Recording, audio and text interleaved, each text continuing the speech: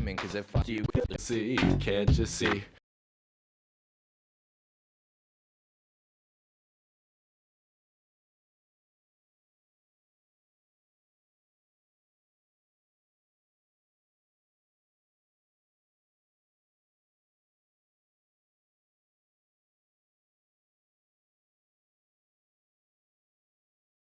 Last penis joke inserted with appropriate timing. Cause if I ain't got a penis line, I ain't dining. No homo, but seriously, I'm getting faded. And my life is like my vids, low budget and underrated. Kids, the only way to succeed is to chip away at the soul and hope that by the time you get there, you ain't singing. I live in a constant state of fear and misery.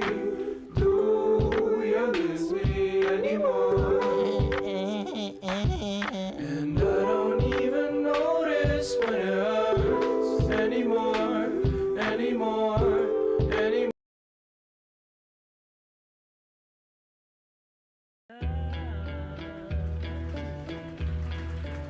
A lot of times people see battles and skirmishes on TV and they say, aha, the revolution is being televised. Nah, the results of the revolution are being televised. The first revolution is when you change your mind about how you look at things and see that there might be another way to look at it that you have not been shown. What you see later on is the results of that, but the revolution, that change that takes place, will not be televised. Fuck the police coming straight from the underground. A young nigga got it bad cause I'm brown. And not the other color, so police think they have the authority to kill a minority. Can I tell them that I really never had a gun? But it's the wax that the Terminator X spun. Now they got me in a cell cause my records ain't sell. Cause a brother like me said, well, born like this, it's born like this, immaculate conception. I transform like this, perform like this, which yells you a new weapon. I don't contemplate, I meditate, then off your pet. This that puts against the pet. This that I got realness, I just push cause it's in my DNA. I got millions, I got riches building in my DNA. I got dark, I got evil that rot inside my DNA. I got off, I got trouble, some heart inside my DNA. The movie ran through me, the glamour subdue me, the tabloid untie me. I'm empty, please fill me, Mr. Echa, assure me that Baghdad is burning. Your voice, it is so soothing, that calling mantra of killing. I need you, my witness, to twist this up so bloodless. To know me and purge me now of thoughts of blaming you. Yes, the car is a wheelchair, my witness, your coffin, only silence, mock the legless. There could never really be justice for stolen land. what happened to the artist? What you gotta say? If I was on a label, you could drop me today. I'll be fine with it cause the heart fed my page. I want a ceasefire, fuck a response from Drake.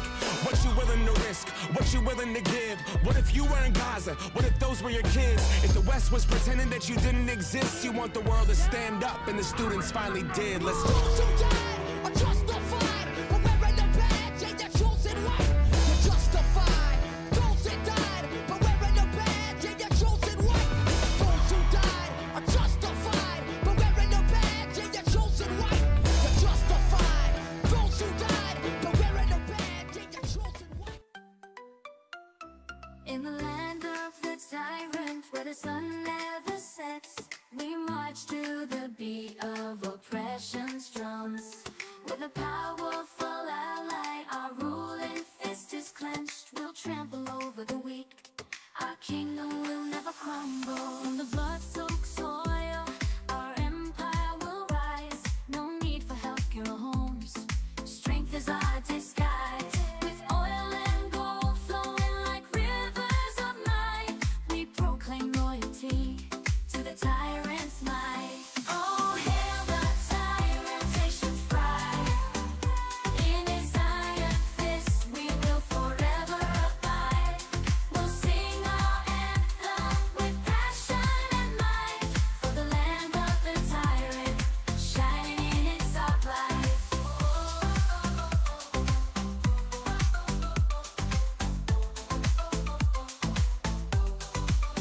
Only greatest country in the world. All of the countries I got my little girls. Number one explorers and sugar.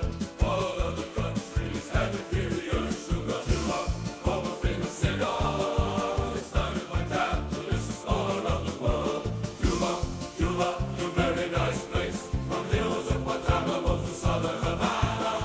Cuba, friend of all except America. They very nosy people with gold up their ass. Cuba, industry best in world. We invented coffee and machete knife. Cuba, Cuba, you very nice place. From hills of Guantanamo to southern Havana. Congress, mighty penis of our leader. From junction with the testes, the tip of his face. Cuba, Cuba, you very nice place. From hills of Guantanamo to southern Havana. Congress, mighty penis of our leader. From junction with the testes to tip of his face.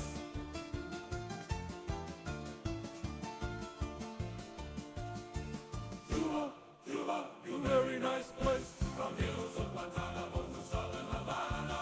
Congress, mighty penis of our leader. From junction with the testes to tip of his face. Best song ever. 100%. Love it.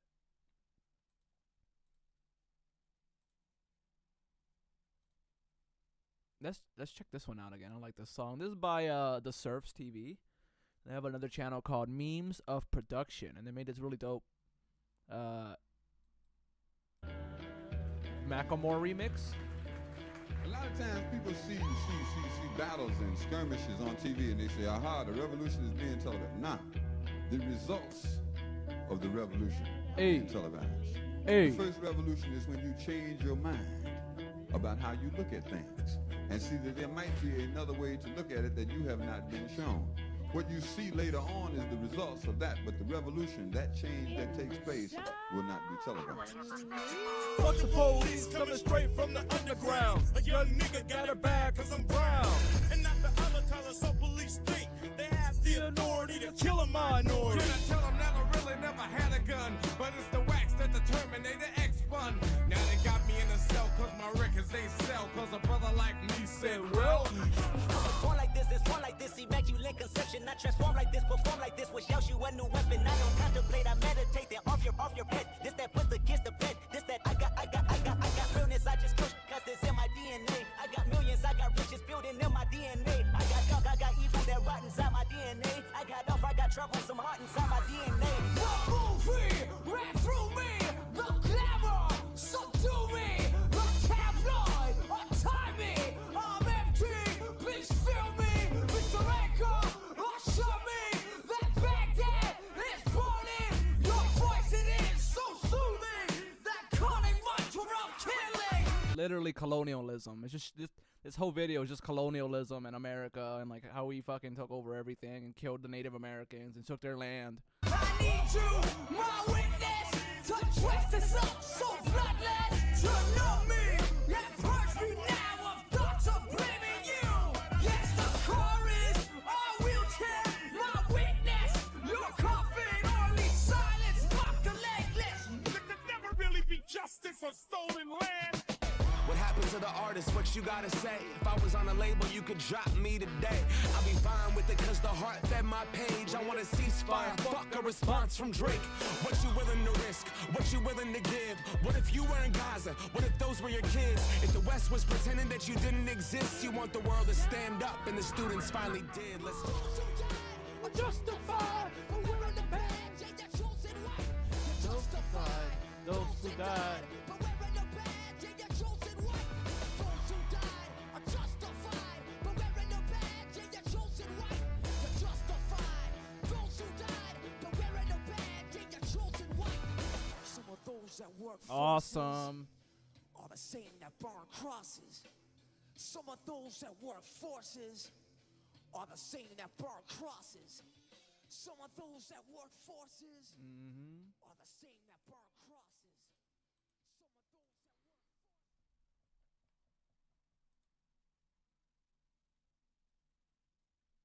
Wish I could log in. I need to log into my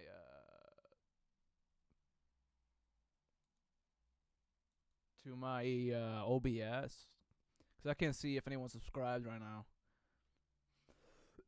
But tell you what, do I have that marker on me for those people who have subscribed? And even though I'm not seeing it, let me see my channel real quick. Because I know we have had some new subscribers. So I want to make sure I'm not missing you guys, and I want to make sure that we are adding on to our Donald Trump picture. YouTube Studio.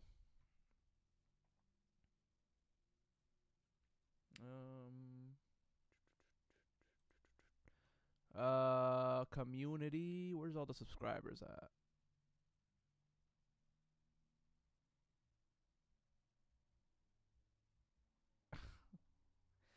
Is this some dude?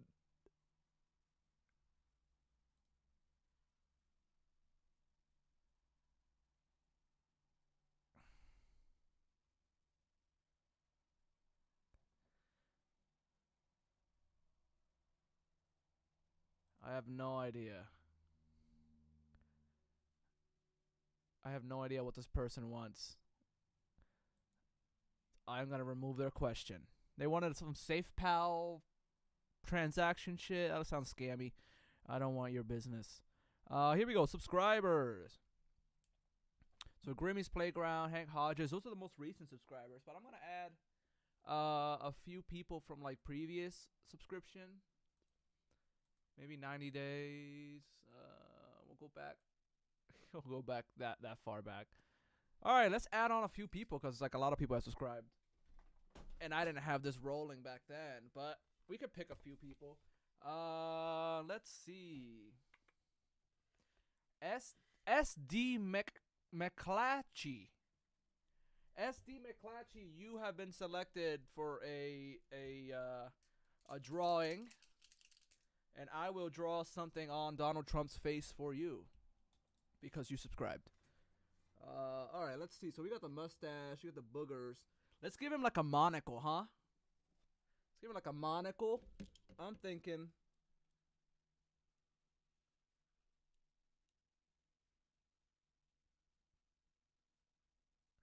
a nice monocle.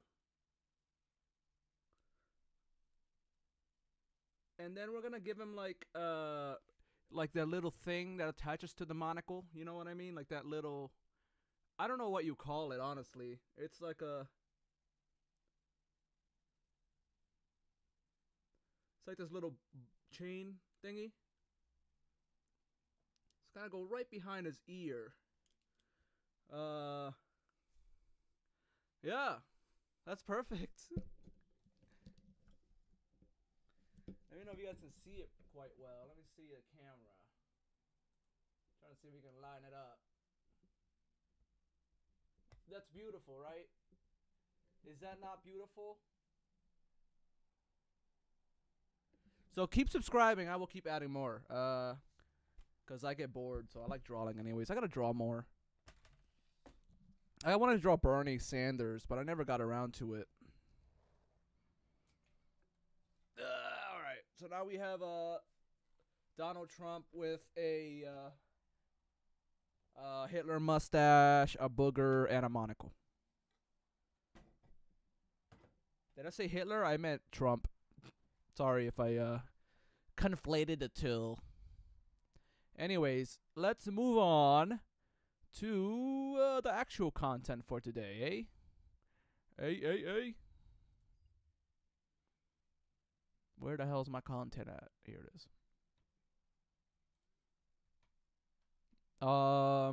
Okay. We're gonna be watching Marc Lamont Hill destroy Cenk Uygur. Honestly. Hit like and subscribe. You're watching the Marc Lamont Hill official YouTube channel. Peace, family. It's your brother, Marc Lamont Hill. Welcome to Night School. Every night here on the Marc Lamont Hill official YouTube channel, we hold Night School, where we break down the most controversial subjects, the most interesting topics, the most contested debates going on in the world today. And tonight is no different. We have what I hope is a really spirited conversation. I see it marked as a debate. It's not really a debate as much as it is a spirited conversation, I hope, with Cenk Uygur. Y'all know him. He's been on the show before. He's a friend of the show. He's also all over the internets for a very long time. He's a YouTube legend. He's also a capitalist sellout. Founder and CEO of TYT.com. And he's been getting a lot of backlash for his appearance at Turning Point USA's America Fest, where he joined Charlie. It seems like whenever Cenk Uygur says he's not max left, that honestly seems to be like him saying that he just likes capitalism and he's not as far left as like the people who want to fix capitalism or make it socialism or social democracy or whatever. He doesn't want to go that far, so I don't really think he's progressive. He shouldn't call his channel the Progressive Network or whatever the hell. Home of progressives. All that bullcrap he says, man. Kirk on stage. I talked about this 2 nights ago. I didn't understand it. I didn't like it. I was confused by it. I was frustrated by it. And I said, let me reach out. Let me reach out to my guy and see what he thinks about it. See if he can come on and have a conversation about it. And he did. He's here. Before I bring him on really fast, I just want to show you all once again. And we showed this the other night. I'm going to show you all the clip. They got a lot of people just a bit confused. Here it is. What I mean by that is not a revolution against the Democratic Party or the left or the country, but a revolution against the establishment. So why didn't you say a revolution towards the left, the centrist left-wing establishment? They didn't have a revolution on the conservative side. Like, they're still the establishment. They still have fucking assholes like Trump in there and people like Mitch McConnell still, and he's about to leave, but he's still in there. You got people like fucking Vivek Ramaswamy, Elon Musk. Like, come on, bro. How is that a fucking revolution? I knew you guys were for real in fighting against the establishment when I started going on right-wing shows and I would say something negative about Mitch McConnell. And when I did that in the past, what I would get back is, oh, no, Mitch McConnell's great. Pelosi's terrible, but Mitch McConnell's great. Let's do that here. What do you guys think of Mitch McConnell? All right. Yes, I love that. So look, for my... Yeah, but I dare Cenk to try to say anything bad about Trump in front of all these people. Say anything bad about Donald Trump in front of any of these people, and you're going to get kicked out of the party. You're going to be kicked out of that event. You're not going to be invited again. You are just sucking their fucking pee-pee, bro. Left-wing friends that are watching out there, they just booed Mitch McConnell. That's a great thing, okay? And... right-wing populism is not the same thing as left-wing populism. Cenk Uygur is over here trying to act like both are the same and all populism is the same, and you can just work like easily with a fucking right-wing populist as you can with a left-wing populist, and he thinks that right-wing populism like is also really good stuff. Like, what the fuck is going on, dude? Let's do one more. What do you guys think about Dick Cheney?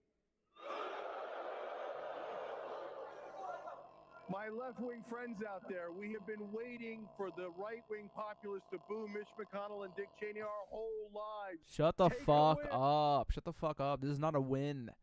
This is not a win. Everyone hates these people. Take the win. Now, what we need to do in the Democratic Party is we need to do likewise.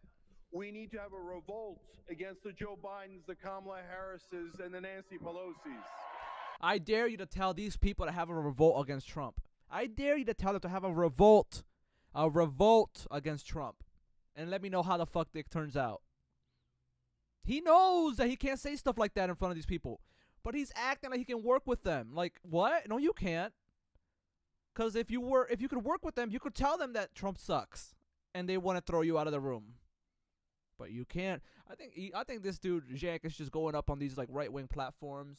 So is Anna, but I think they're going on there to like put their little feelers out. They're putting their little feelers out into the world, and they want to see if any rich assholes can come and fund their shit. Any rich white supremacist, white nationalist assholes out there want to fund them. That's what they're trying to do. They're trying to find out where are the people funding Turning Point USA. They see me. They see me on the stage. I'm supporting you guys. Come support me. Give me some of that money. I wanted to keep that piece in because I know a lot of people have been quoting Cenk out of context and making it seem as if he was just leaning toward the right. And it's very important to note that he also said, for you leftists out there, that he said we need to also have that same energy toward Joe Biden, toward Kamala Harris. So, bro, leftists out there already do have that energy towards Joe Biden and everyone else. We hate these people. We hate Kamala Harris. We just wanted her to win because this is the lesser of two evils. What are you talking about, Marc Lamont Hill? I get that you're not on the Cenk side, but like, the left doesn't love Kamala Harris. We were not coconut pilled. We were just fucking trying to get her across the finish line. We hate these establishment people. Cenk's out here acting like we love them. And Cenk's out here acting like we like the establishment and we like Kamala Harris and Biden and all these people. Like, what the fuck's going on, bro? He's a sellout. We're going to have a true progressive movement, a true left-wing movement. I want to bring him in now so we can talk about what this all means. My friend Cenk, good to see you. Good to see you, Mark. Appreciate that you had me on. Well, why don't you go on Sam Cedar's show, Cenk?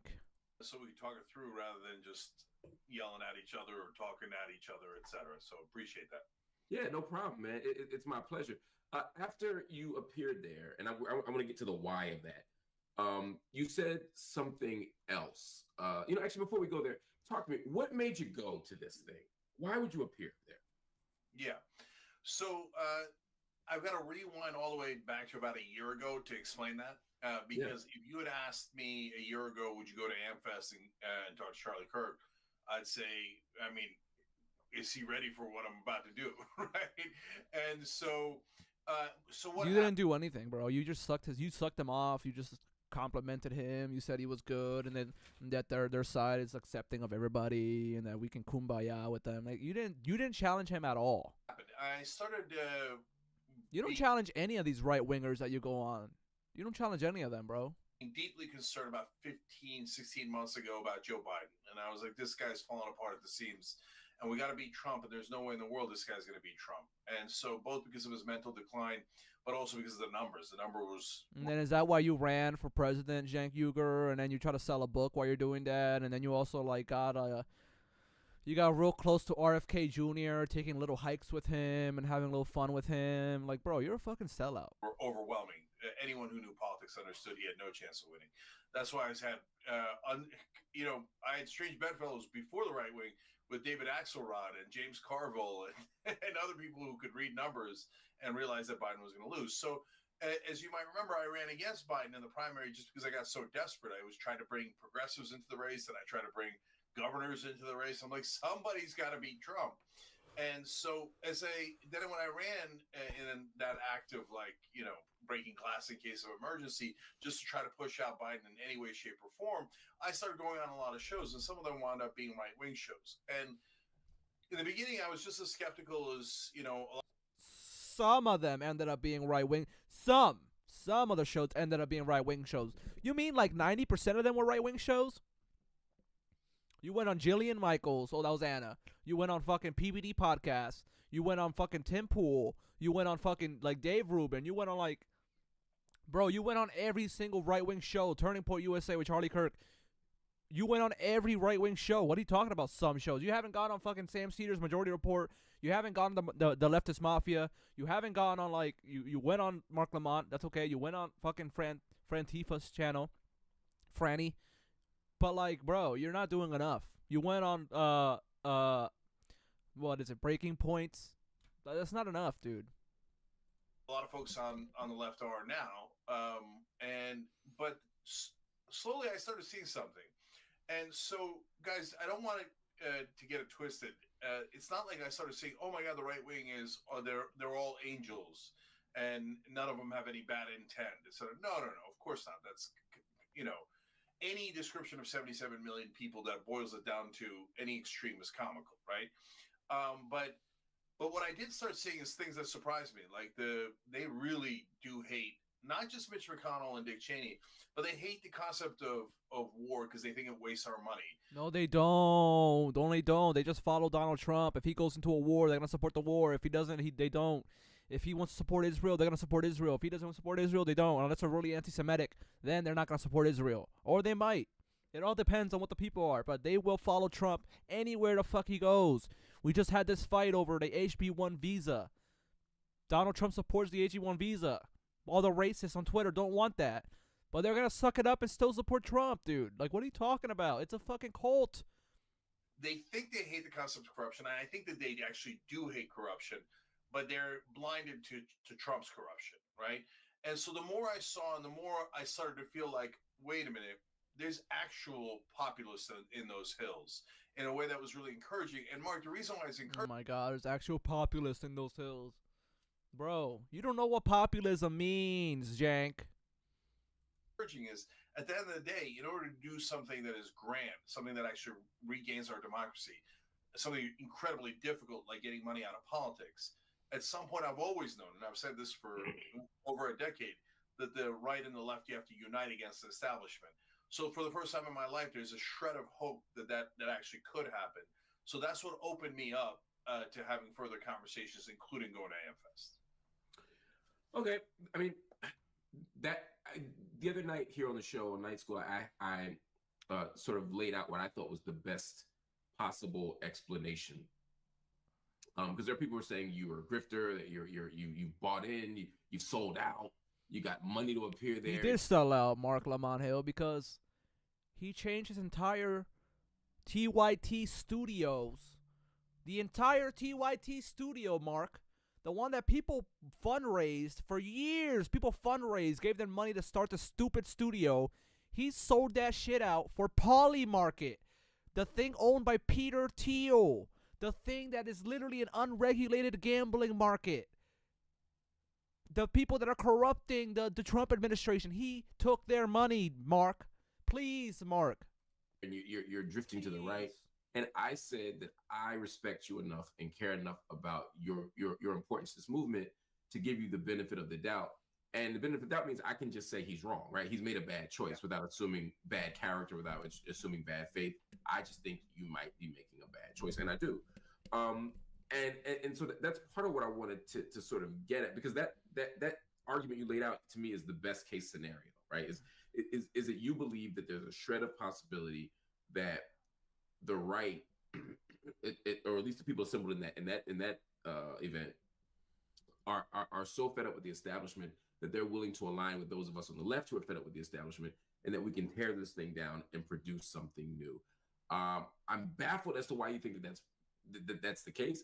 But let's start with the booing, because I think that's a good example of what I'm talking about. You sort of pointed to the Mitch McConnell boos, which I'm always a fan of, and the Dick Cheney boos as evidence that, look, they're done.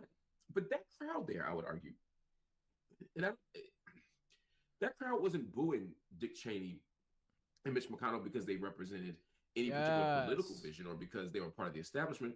They booed them because they're Trump members, and there Trump we go. has issues with them. If those, there we go. Mark is stepping back. Mark is fighting back. Mark is showing what the real truth is. Let's go, Mark. If Dick Cheney stands up and says, "I'm endorsing Donald Trump," that whole crowd erupts in his favor. So to me, that's not even about a political move against the establishment. It's just good old fashioned cult behavior. Yeah, no, I disagree. So let me break it down. First of all, I appreciate you not assuming bad intent.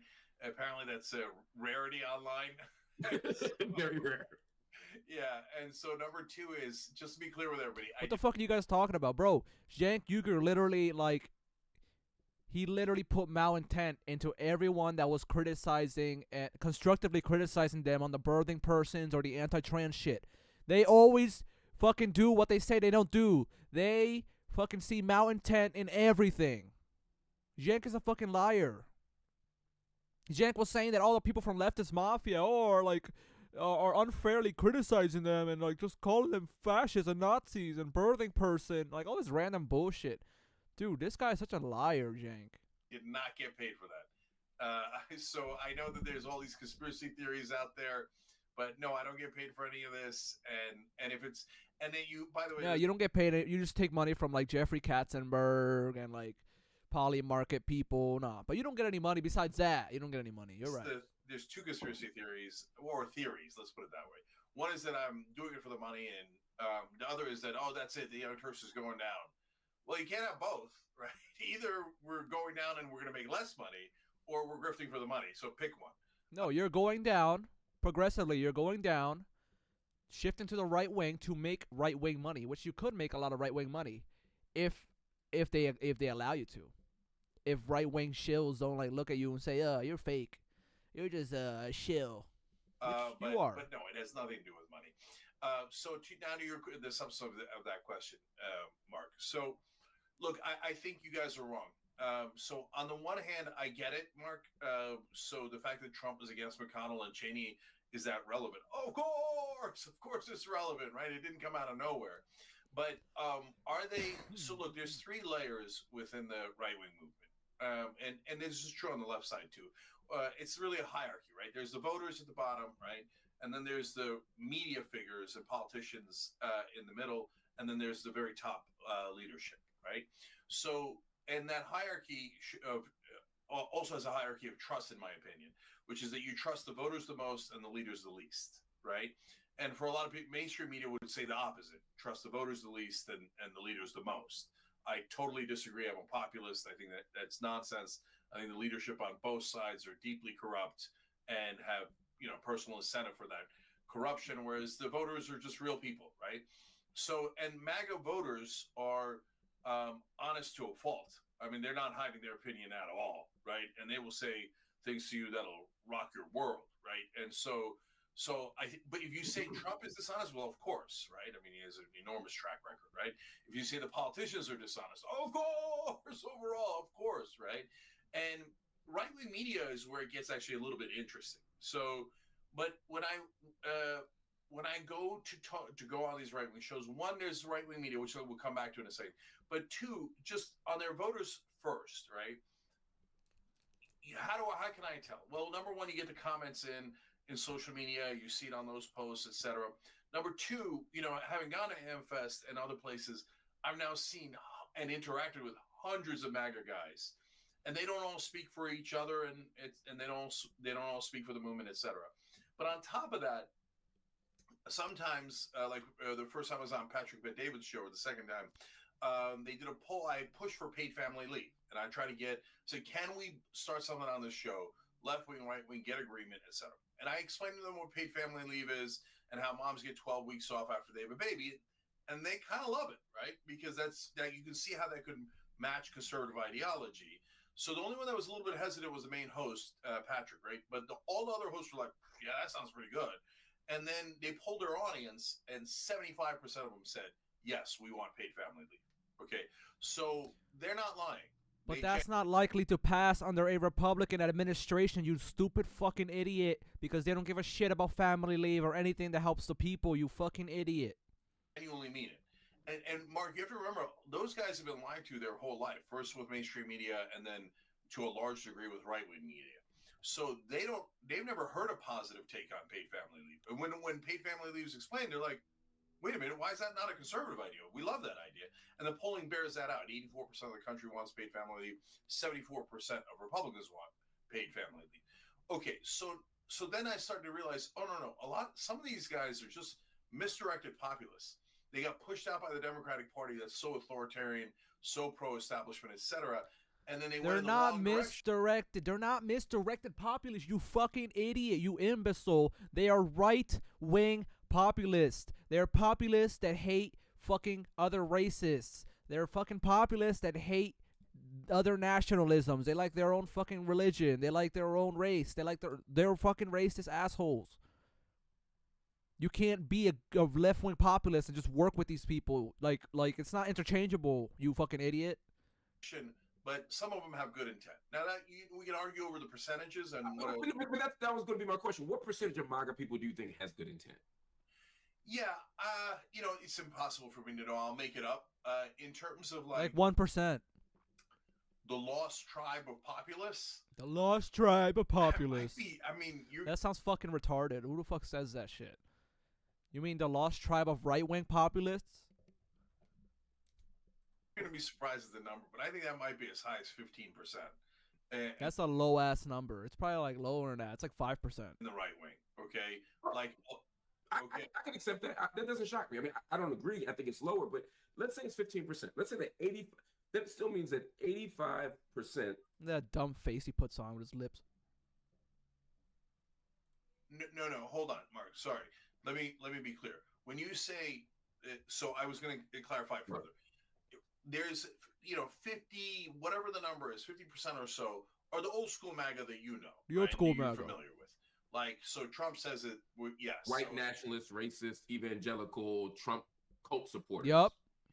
Yeah, I wouldn't. No, that's hurtful though. You can't say that. That's not gonna help the cause. You can't say that. Like, I wouldn't use all those adjectives for the whole 50% at all, right? But I understand. Do some of those folks exist on that end of the spectrum? Of course. But not some. I mean, some is.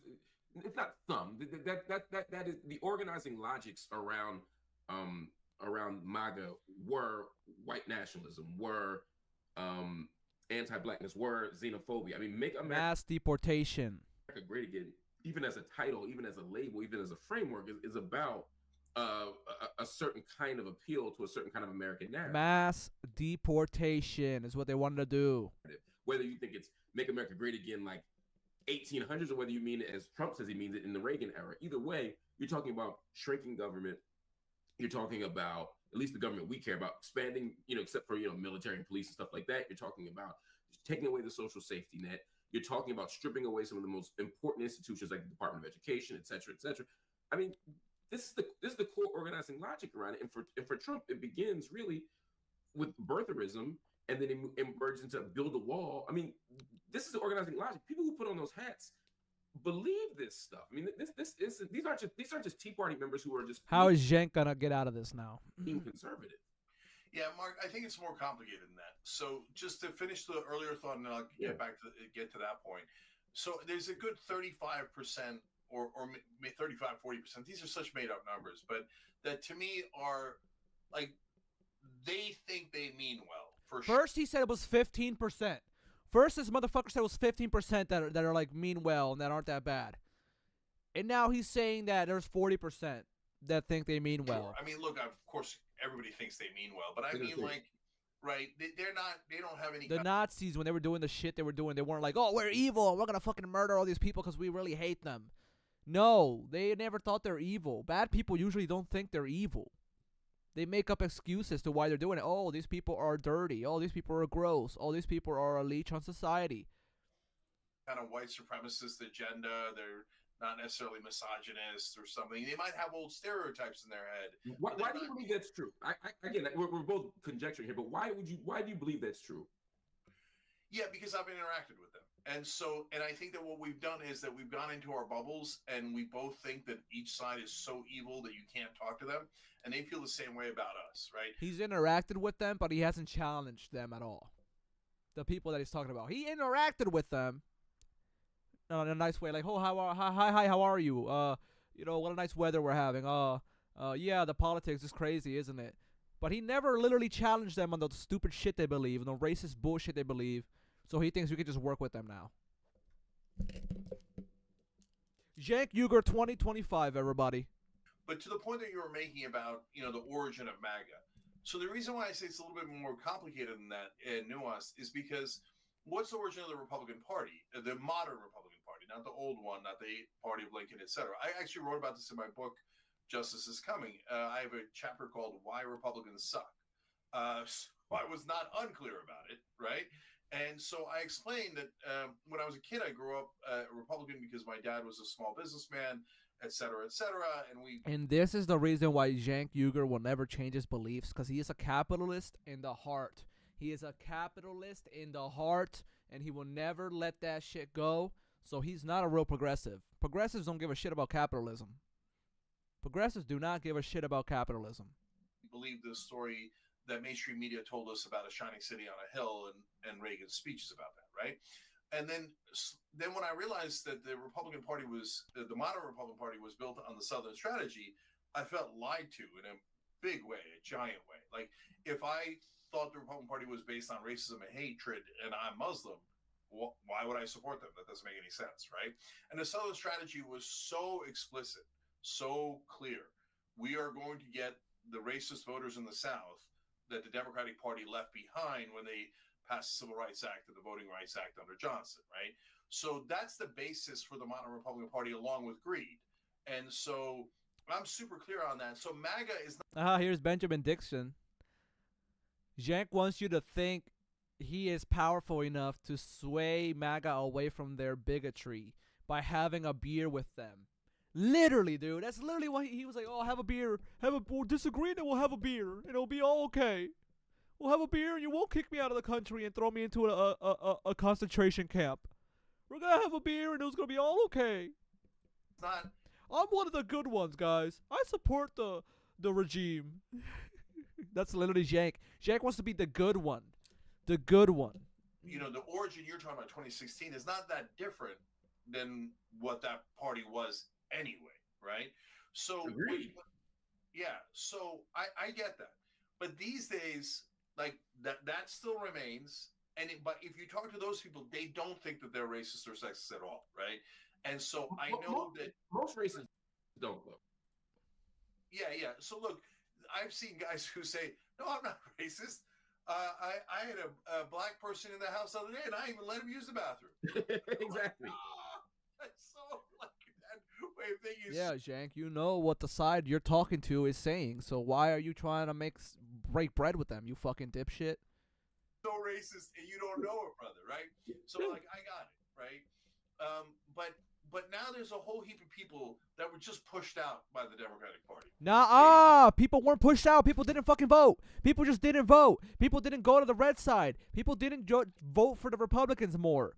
They barely won. They barely etched out a win. People stayed home. Democrats stayed home.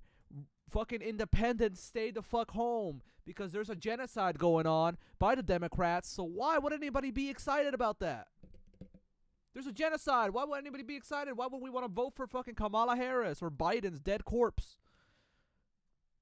It's not going to happen. That's why we lost. It's not because, like, more people joined the red side. You fucking idiot, dude. Cenk, I hate Cenk Uygur so much now. I fucking grew up on TYT, bro. And now seeing where this dumb piece of shit's going, dude, I hate it so much.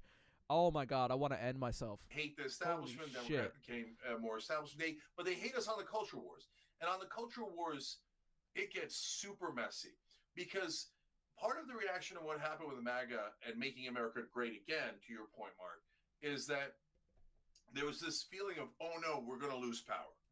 Now, that doesn't consciously come out as that guy saying, I'm afraid black people are and brown people are going to take over. That's why I'm supporting white supremacy and et cetera. They don't say that, right? But there's cultural movement. But they think that. They follow TYT. They follow the Turning Point USA, which thinks that. They follow Donald Trump, which thinks that. They follow Elon Musk, which thinks that, and is slowly pushing all this right-wing shift towards that direction, towards the, oh, we're being outbred by the immigrants. Movements. So the cultural movement of white America was like, uh-oh, we're getting over the edge here. We're about to lose the majority. And then we're in a world of hurt, right? And you have this instinctual cultural reaction. And that's kind of what you sense with the beginning. That's fucking racism, yeah. Of MAGA, right? And so, and then by the way, but let's be fair, our side, I think, and we could debate this too, I think we went too far. And so we went so maximalist that we lost the majority of Americans. So we went so maximalist. I hate when he says this stupid ass word. The max left, the maximalist. Bro, you just aren't progressive. You just never were progressive. You were a centrist, moderate Democrat. You're like Joe Manchin. You're like Kirsten Sinema. You're not a progressive. Your show should never have been called the Progressive Network. You're a fucking liar, and you should just join the Republican side. Nobody cares about you, Cenk. I'm sorry. Max left. Maximalist left. We went full maximalist. No, bro, you went further right. You went further right because you were anti-trans sports. You're anti-trans people being able to play whatever sports, the Olympics, blah, blah, blah, blah, blah. You were complaining about that. And now you're saying that the left went max left. No, bitch, you went max right. I think, and we could debate this too, I think we went too far. And so we went so maximalist that we lost the majority of Americans. And so no, you went to the right. Kamala Harris didn't go max left. Kamala Harris didn't go communism mode. Kamala Harris didn't even defend trans people or stand up for trans people at all. So what the fuck are you talking about? Republicans, when they started saying identity politics, that was a trick in the beginning because what's the Southern strategy? Identity politics, right? Just from our audience understands, when you say we went too far, what would be an example of going too far? Yeah. So let's say a couple of things, right? So I'm 100% in favor of trans rights. Every show I go on, and at that event, I knew it was a little bit. No, you're not. He's lying right here. He's not 100% trans rights. He doesn't want trans people to be able to play in Olympics or any sports. He is not 100% trans rights. He's a fucking liar, dude. He's a weaselly little fucking liar. Cenk Uygur.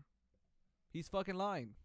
Risky, but I asked them to say, look, trans people are Americans, citizens, and they should get 100% of the same constitutional rights as we do. Yeah, except for being able to play on the Olympics or sports like you were debating Francesca that one time.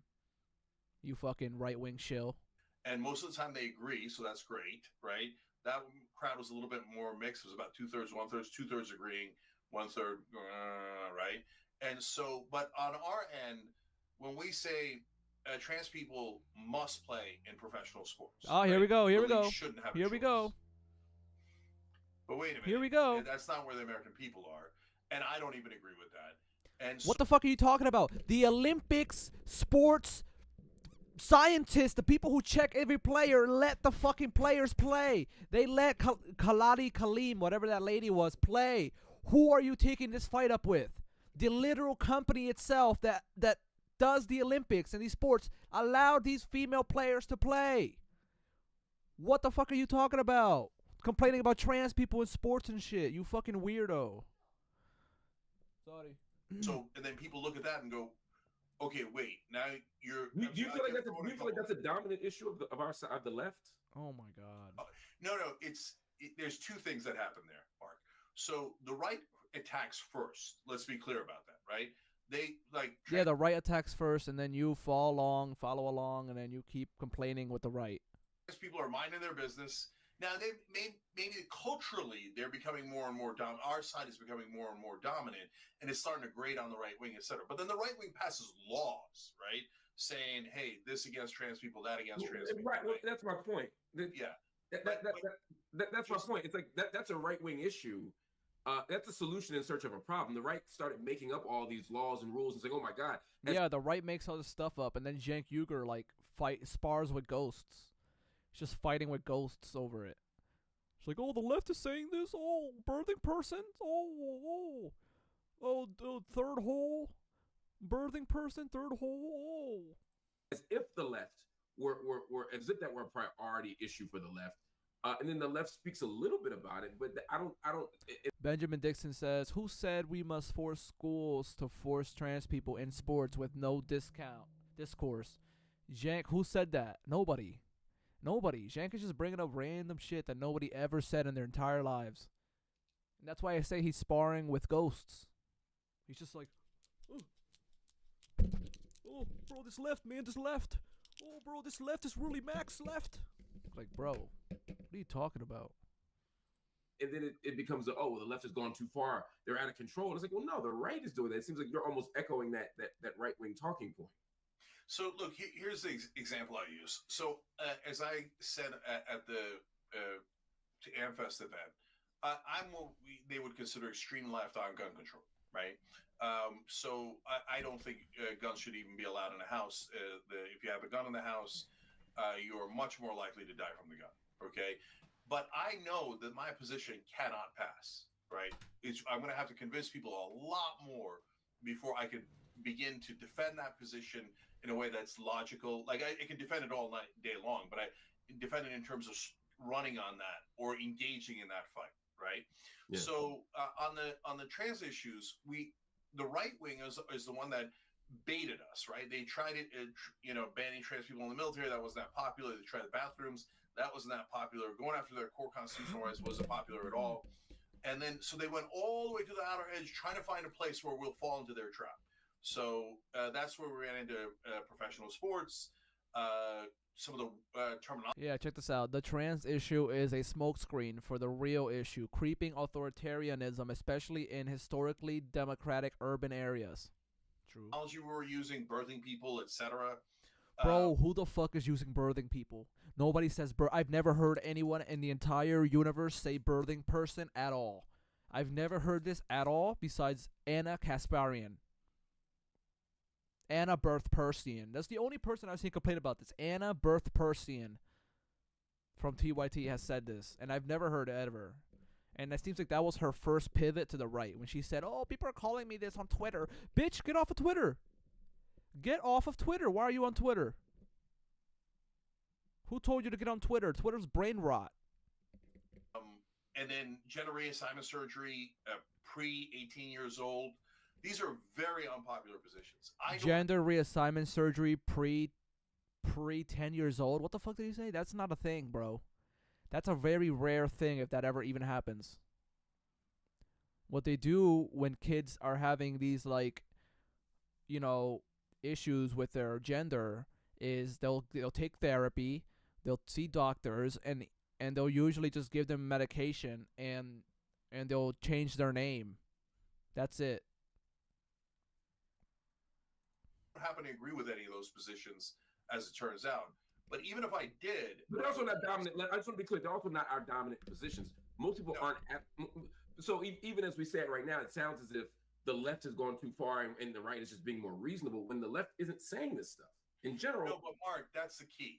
So when the right wing came in and attacked on those issues, and they went further and further out, there's a line where I would have drawn the line, even if I held those positions and said, "Look, guys, we're not going to win on those." I would say to the right wing or to anyone to make it super clear, we're not going to win on those issues. We got more work to do in convincing them. Yeah, this guy's, and you fell into the trap.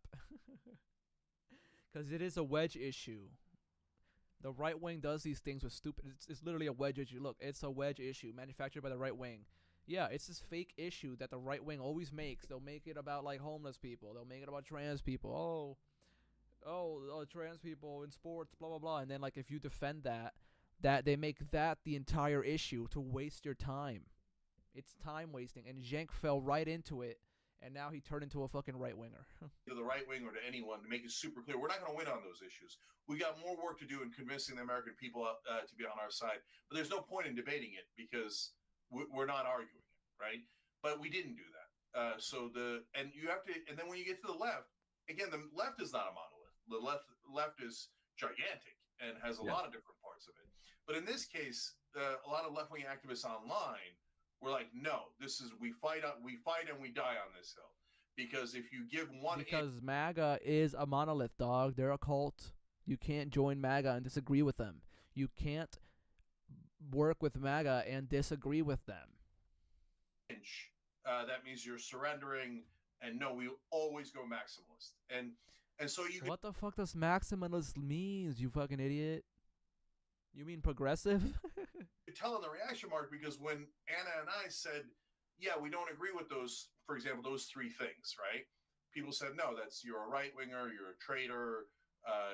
Some said Nazi, etc.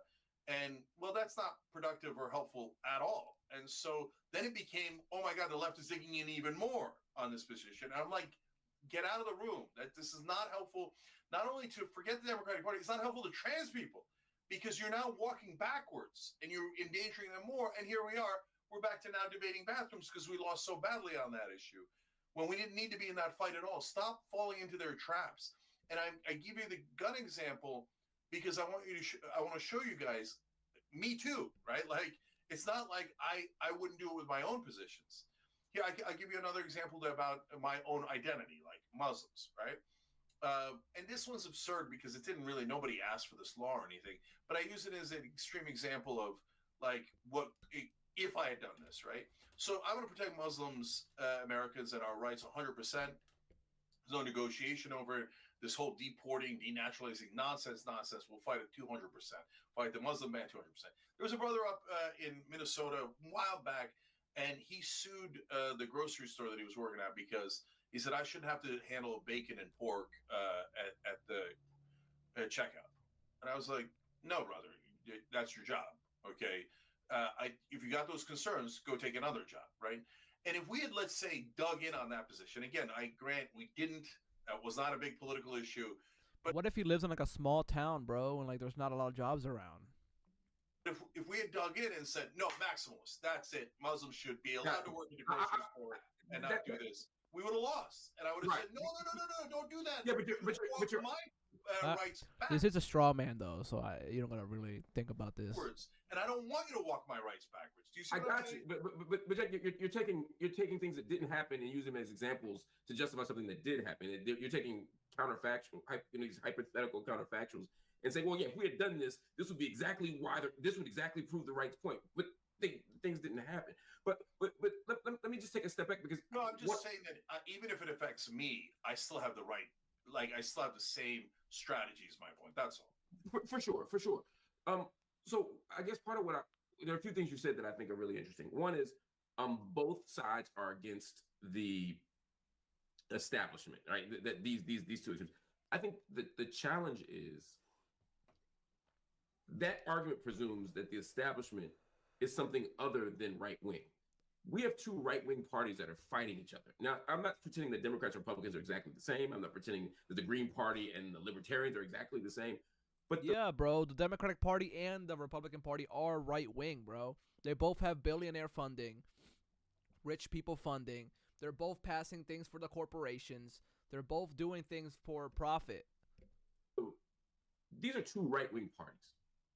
And so when you say, well, they both want to fight against the establishment, I think you might be right that they both in their minds want to do that. That's true. Similarly, they both hate mainstream media, right? But if and they clapped when you said that. But the difference is when they say mainstream media, they're thinking CNN and MSNBC. They don't see OANN as establishment media or mainstream media. They don't see News Nation as establishment media or mainstream media. So you two aren't talking about the same thing.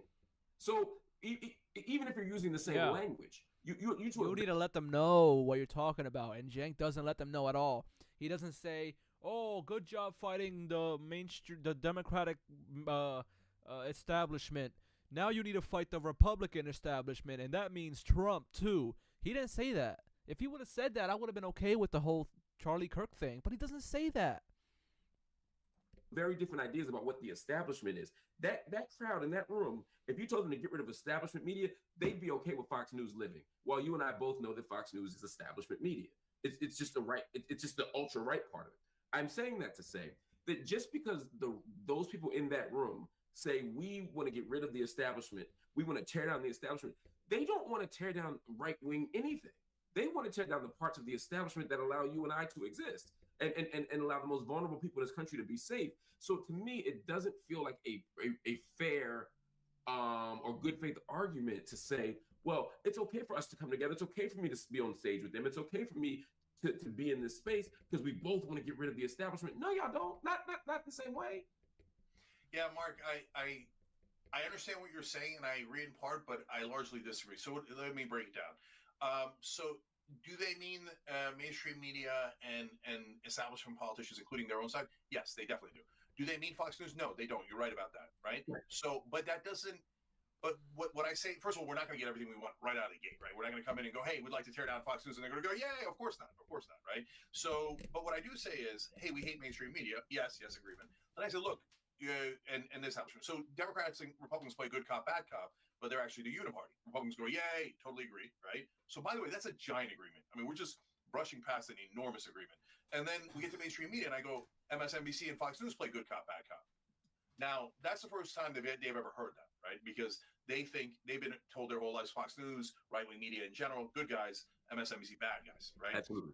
But remember, our own voters, Democratic voters, think the same way, right? So you find a 74-year-old person watching MSNBC Morning Joe every morning. She thinks MSNBC is the good guys and Fox News is the bad guys. No, it's good cop, bad cop. They're both the bad guys, okay? And so that's something we have to introduce to our voters and to their voters. So by having those conversations, I am in a lot of ways introducing that thought to them for the first time. And that's part of why mainstream media banned me in the first place. I'm banned on CNN and MSNBC because I think and Fox News. I think they got the sense, oh, this guy's going to convince our audience that we're not here to help them. And that's true. They're not here to help them, right? But since the right wing already did a revolt against their establishment, they're actually more open to that idea. And sometimes they'll even criticize Fox News, probably for all the wrong reasons. So there's a lot of work to be done there, but it's not, no, they're totally disingenuous and they don't mean it at all. Look, again, they tell you exactly what they mean, the voters, the MAGA voters. They're not hiding the ball at all. So they really do hate the establishment. Here's another example. Today, a giant fight between the online right-wingers and Dan Crenshaw. And so who's right about that? The online right, which we're like more worried about in some ways, like more hardcore MAGA. But wait a minute, they're right. Dan Crenshaw is wrong. Dan Crenshaw is defending all of his donors, etc. I was on with Dan Crenshaw on Piers Morgan, and there was Vinny from Patrick Bet-David's show, very populist right-wing guy, and we ganged up on Dan Crenshaw because he agreed with me more than he agreed with Crenshaw. So these old lines are beginning to break down. And so at a moment like that, that's when we really need to be talking to each other, rather than just saying, okay, everybody there's a white supremacist, and for them, everybody on our side is a weirdo, fringe, whatever they think of us. Would I be hyperbolic to say half the people in that room at that event believe that white people are superior? Yeah, it's not a great way of framing it, Mark. How about 25%?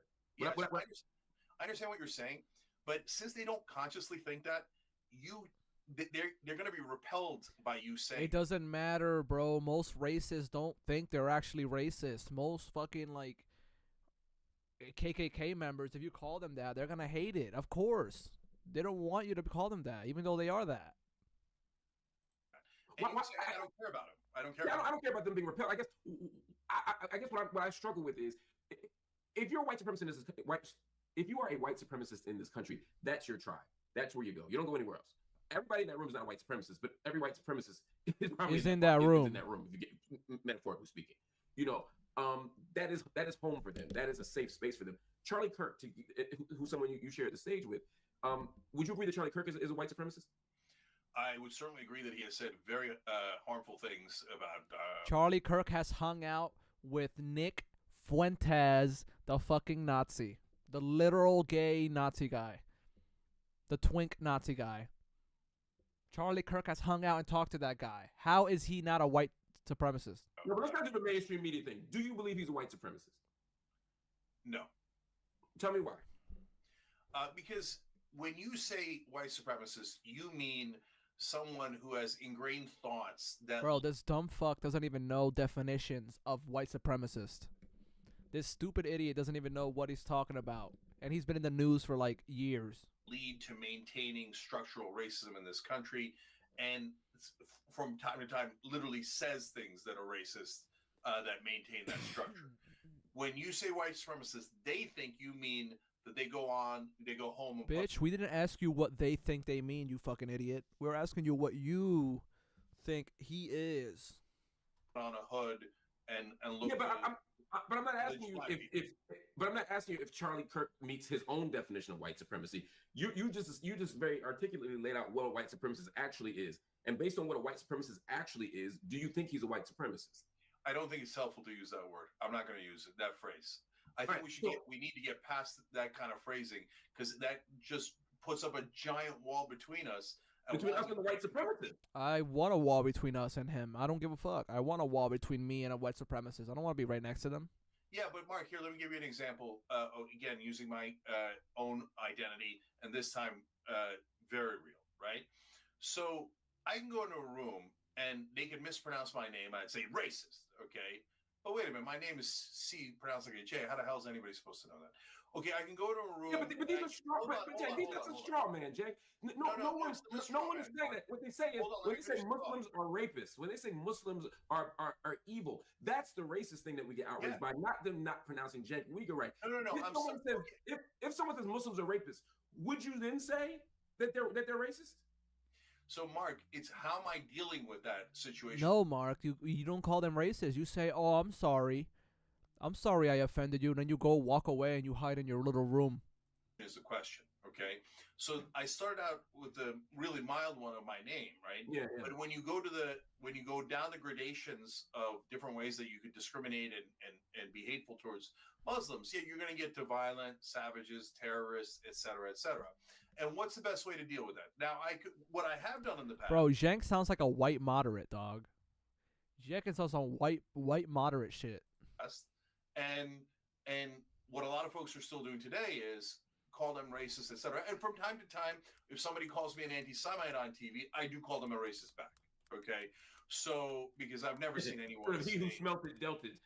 Yeah, because I've never seen anyone who engages is on the Israel side that just automatically, reflexively, without even checking any facts, called the other person an anti-Semite, and they didn't think that Muslim lives were worthless, right? So I can't understand that any better than I do, having been the group that is most. Oh fuck! I fucked it up. So how am I supposed to react to that? And now, from the beginning, that you don't necessarily agree that they're that thing. That's different. I'm not talking about how they self-identify. I'm not even talking about whether we point in the room and say, hey, white supremacist over there. Hey, sexist over there. Hey, transphobe over here. I'm not saying we got to do any of that. What I'm saying is that if we're walking into a room with people whose ideologies and beliefs are consistent with white supremacy, with Islamophobia, with anti-Semitism, etc., we have to at least question what the possibility is of reaching a political alliance if at the core they don't think we're humans. If at the core they don't think we deserve the same thing, regardless of what we call it. And so if we only focus on the tactic of how to engage a white supremacist, we lose sight of the fact that they're still white supremacists and that they don't want the same things we want, regardless of what they say. Now, Mark, this is a core disagreement. So if there's a room full of Islamophobes, I'm not going to A, not go in there, and B, I'm not going to call them Islamophobes. I'm going to go in there and I'm going to start to change minds very gradually, okay? And so I think that's... Bro, you're not going to change minds. They're going to throw you into the fucking oven or something, bro. The way better strategy. And yes, it endangers me maybe to go into a room filled with Islamophobes, but I'm going to do it again and again and again, okay? And so it, like, even you saying, okay, half the room is white supremacists, but Mark, what, like, so you're saying they believe in systemic, like they are part of a system that executes racism in the country. Yes, but we all kind of are. But so calling all Americans white supremacists not helpful. But again, Jake, you're holding on to a point that I'm not making. You keep debating the argument about whether or not we should call them white supremacists. Let me stipulate again. I'm not making the case about whether or not we should call them white supremacists. We don't have to engage that part. You're calling them internally white supremacists and saying, why are you going into a room with white supremacists? That's the second straw man. My debate isn't whether or not we go in the room. It's how we go in the room, what rooms we go in, and what we do and what we say about the people in that room when we're in the room. Okay, great. Let's have that. Yeah, because Cenk doesn't challenge them at all. Cenk doesn't challenge these right-wingers at all. Conversation. Right. So you went on stage with Charlie Kirk, for example, who, just to use your description of him, says, not white. We're not going to use the white supremacist language, because for the purpose of this conversation, it's not that helpful. But certainly he consistently advocates positions that certainly strengthen white supremacy. He certainly advocates positions that strengthen anti-black racism. He certainly advocates positions that advance Islamophobia, that push against women's reproductive rights, just based on the things that he has said and done. Would you agree with everything I just said? Largely. Okay. So you're on a stage with someone like that. Yeah. Can you see at least how you being on a stage like that could make someone who trusts you because of all the great work you've done believe that he's not so bad? And maybe the positions he's taking are legitimate ones. Could you at least see how being in the room with him without offering any substantive critique of him in that space? Yeah, you didn't say shit. But wait a minute, I defended left-wing positions, so I don't accept your premise. No, you didn't do shit. You didn't attack. You did not strongly defend left-wing positions. You don't even agree with like trans people in the Olympics or sports. You didn't challenge them at all. I said a substantive critique of his behavior, what he's doing. I didn't say you didn't have a critique of it, right? I disagreed with him on trans housing. So again, I don't accept the premise. But okay, so let me restate it because I don't want to operate disingenuously. Can you see how it could be problematic to someone? Or let me say it differently. Could you see the problem? Can you see any potential problems in standing on a stage with someone who has such positions that are so antithetical, not just to yours, but to the interests of the most vulnerable people in this country? Could you see how you might actually legitimize him in a way that's dangerous to our side, not to the country, but to the people who are confused, to the people in the middle, to the people who are still trying to figure it out, or to the people on the left who are vulnerable, who are susceptible to a switch? Yeah. So there's two parts to that question. So on the one part, can I see it? Yes. I can see why people think that. And I'll end on top of it, Mark, that not only are they worried, hey, is this legitimizing him? You're in the room with a person like this, etc. But we've also seen a pattern, right? We've seen Dave Rubin, and we've seen Tulsi Gabbard, and we've seen others. And first they go in the room, then they agree with a little bit, and then they agree with everything. And then all of a sudden they're all right-wingers. And then while still pretending to be left-wing and saying, oh, well, me as a liberal or a progressive or a left-winger is telling you you're right about all the issues, right? And so I get that's why people are concerned. So that's not crazy. I get it, right? But then the second half of what you're saying, I don't agree with at all, right? So does that legitimize? Well, first of all, they won the election. So they won the popular vote. They won all the swing states. Like, we have it in our mind that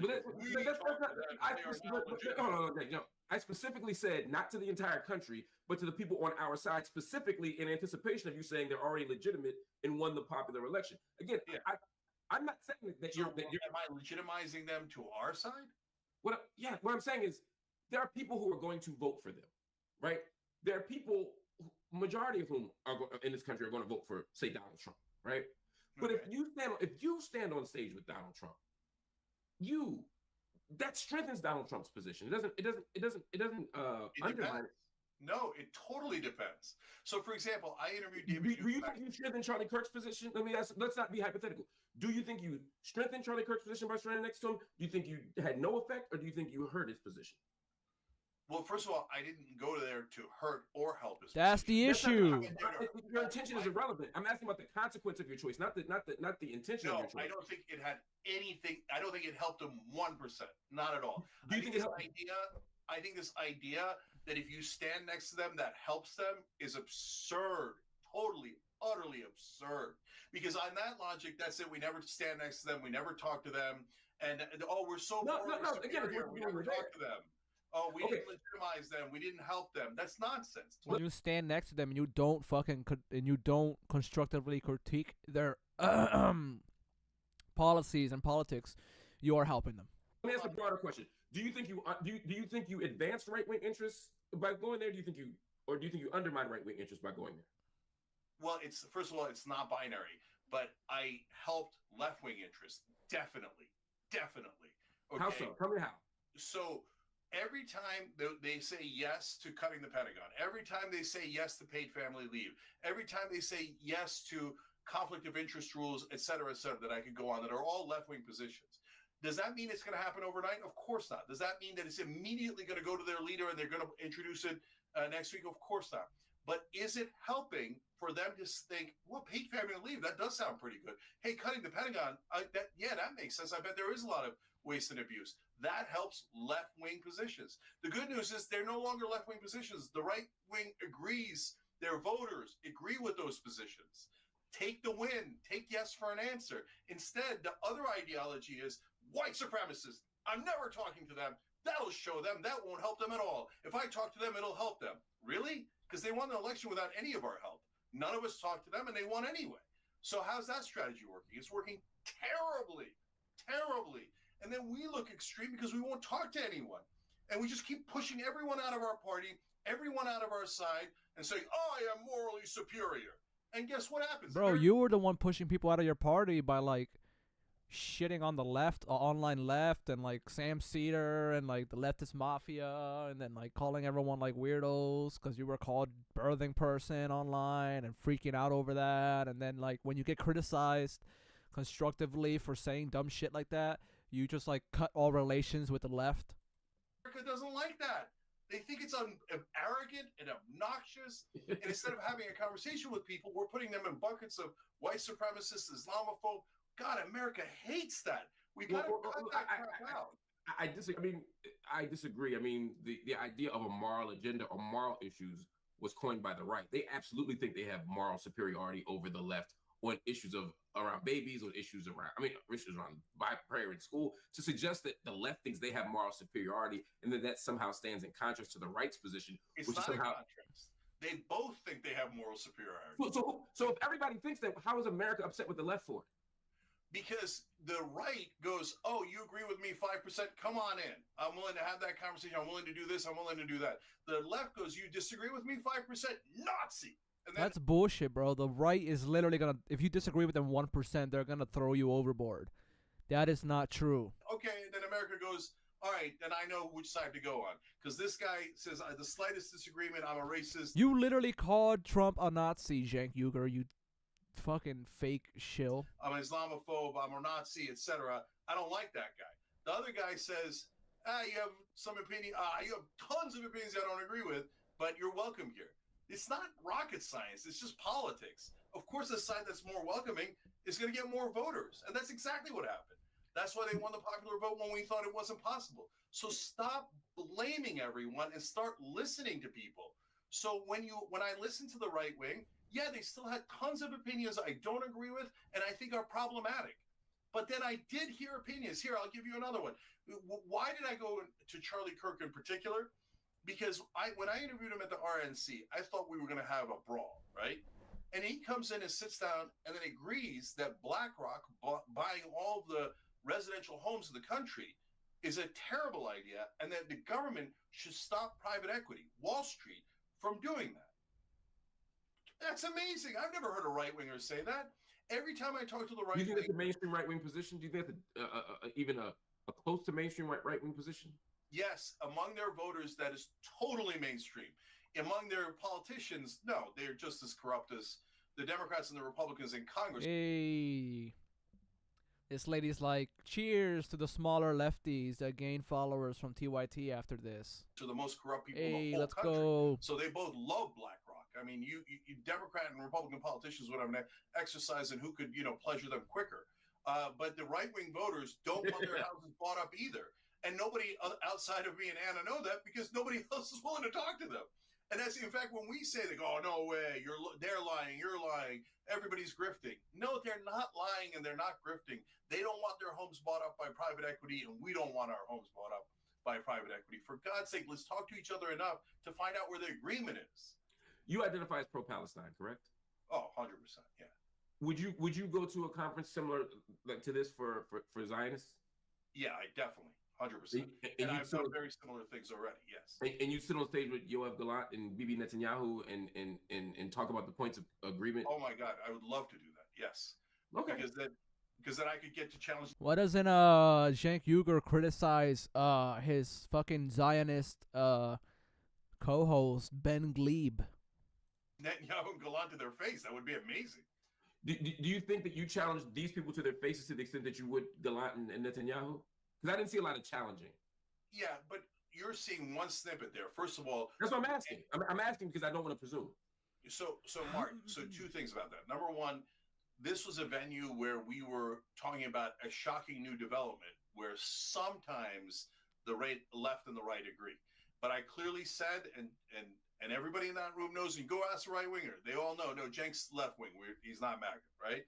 And so why... I don't know if Cenk is left wing, though. I think Cenk is just like a shitty, moderate Democrat, like that could throw trans people under the bus one day, support them the other, love MAGA one day, hate MAGA the other day. Like, he just wants to follow the money, man. I don't know. You know that because I've been on dozens of shows. No, but I don't want you to avoid the question. Did you challenge them with the intensity that you ostensibly would with in the Zionist example? Did you challenge them to their faces? On many of the right-wing shows, on many topics, I do. No, yes. at this event. At this event. That's not what we were doing. So no, you didn't. No, we did challenge. You heard me challenge, but we didn't have a fight. So I'm sorry if you thought we should have had a fight, but we didn't. No. A challenge is not a fight. What happened here is when I asked you if you challenged them to your faces, you said, well, people only saw a snippet, which would imply to the viewer that had we seen more, we would have seen more. No. I said you only saw a snippet of my right-wing, my appearances on right-wing shows, et cetera, et cetera. Oh no, I've seen a bunch of your appearances on right-wing shows. So there was no challenge here. This was more of a no challenge. We clearly laid out places where we disagree. We just didn't fight over the things that we disagree on. Okay, there's a difference between a challenge is not a fight, you fucking idiot. You can criticize them and it not be a fight, but if you criticize them a little bit, they're gonna kick you out of that Turning Point USA stupid cuck event. You can't criticize MAGA. You can't. Agreeing and challenging people on their position. For example, I could say, Netanyahu, I disagree with your position on Greater Israel. That's different than saying you've killed hundreds of thousands of people, right? I suspect if you're on stage with Netanyahu, you say, hey, you've killed hundreds of thousands of people. You prosecuted a genocide. What you're doing is against international law. You would dig in his ass. Is that fair to say? First of all, it depends on the context, but very likely, yes. But you're saying there's context where you wouldn't do that. Fine, fair enough. That troubles me, but I'm saying comparably, did you do something comparable in this space? No. So in this case, we didn't go to set out to do a debate. If we went to do a debate, I'm not talking about a debate. No, hold on. That's not what I asked you. I'm saying, did you confront them on the? You might not be debating Netanyahu, but if I see Netanyahu and I'm on a stage with him, I'm digging in his ass whether we're here for a debate or not, because it's the principled thing to do. Did you tear down the right for No, all he doesn't. of the problems, all of the harm? He sucks the right off. He gives him a nice, good old blowjob. All of the damage they've done. Did you do anything that would succeed? No, Mark, that's a totally unreasonable standard. So you're saying in every single appearance that I need to tear them down. Well, that defeats the point of beginning to have a conversation on the things that we agree on. If in the midst of that conversation we get to a disagreement, then yes, sometimes we wind up yelling at each other. I was on Tim Pool's show and I got into a huge fight with one of his hosts. And I don't care. I defend our positions every time. There is no Ruben-esque, oh, sir, you are right, sir. Gay people are the problem, sir. There's none of that. None of that. But if you're asking me to pick a fight every single time, and do it vociferously every single time, that is an unrealistic and ridiculous. I agree that it's unrealistic to pick a fight. But again, I never made that claim. That's another straw man. What I'm more asking about, I guess what I'm saying is, if you go there and you say, hey, look, here's the stuff we agree on. Let's move this stuff forward. Yeah, you didn't say, hey, you're awful on gay people, but what you did say is, hey, we agree on trans people. So no, we don't agree on trans people. Because I said, do you guys agree with constitutional rights for trans people? Every time I've done that on a right-wing show, all the hosts said yes. In this case, 2/3 of the audience said yes. About a third didn't, but just my read of it. And then Charlie said that no, he doesn't think housing is a constitutional right. So I said I disagree with that. So you agree with trans people having housing? Fine. That wasn't really what I meant, but I don't want to get distracted by that. My bigger point is pointing to the right and saying, hey, here's where we agree. The right doesn't seem to have a problem getting the stuff they want accomplished. They don't seem to have a problem advancing policies. So to me, to go in that space I think right-wing voters are just as screwed as us. What did Trump deliver for them in the first term? Nothing. He just gave corporate tax cuts. So, they're not getting what they want either. And I'm super curious how they're going to react if Trump screws them again this time. Is it the old MAGA and I'm totally wrong and they all bow their heads? If he invades Panama, all of a sudden they're all going to bow their fucking heads, dude. Love war, then I'm wrong. And then I'll be happy to say I'm wrong. But if it turns out that he continues to screw them and they rebel a little bit, well, that'll be an interesting phenomenon, right? But I don't know what's going to happen yet. Oh my God, you know what's going to happen, dude. Trump has been elected before, and the same shit happens every time. Made up the percentages in the beginning. We'll see what the reality is when the rubber hits the road, but it hasn't yet. Have you received any money for this? None. No one's paid you to appear? None. Zero. None. You appeared at this conference completely for free? Yes. Okay. Have you been offered any kind of positions, any kind of consultancies, any kind anything from right-wing organizations? None. Zero. Okay. I'm not asking because I think you have. I actually don't think you have. I just want to put that on. I want that on the record so that there's no confusion. What do you say to the person who says, and I'm not doing the hypothetical journalist thing, people in the comments have said it. I just don't know, specifically their names, but you can scroll through and see. Yeah, you're not getting money from this directly, but you know what side of the, bread is buttered. You know that taking the positions you're taking will have you on talk shows. Your views will go up on the channel.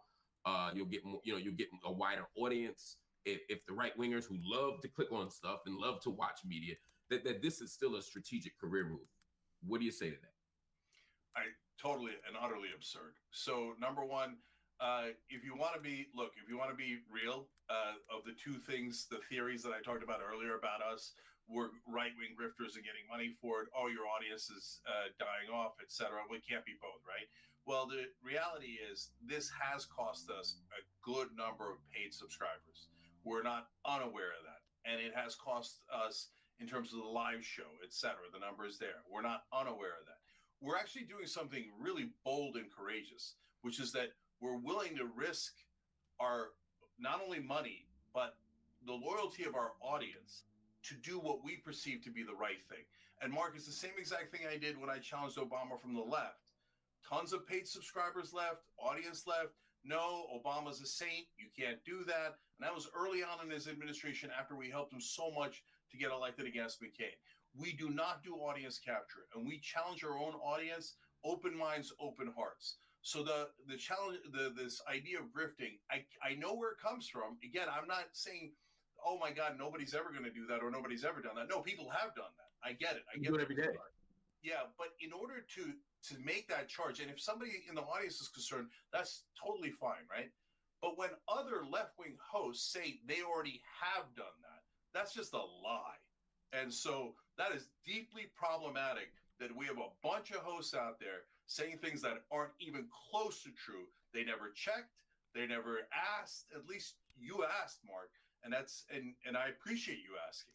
So people have to be concerned about where they're getting their news. And unfortunately, some folks on Benjamin Dixon, TYT is being bold, everybody, by joining MAGA. our side also have bad intent. I think that's that's important for you to state. Charlie Kirk is somebody, obviously you're okay sharing stage with. We contrasted him to Nick Fuentes. Would you share a stage with Nick Fuentes? No.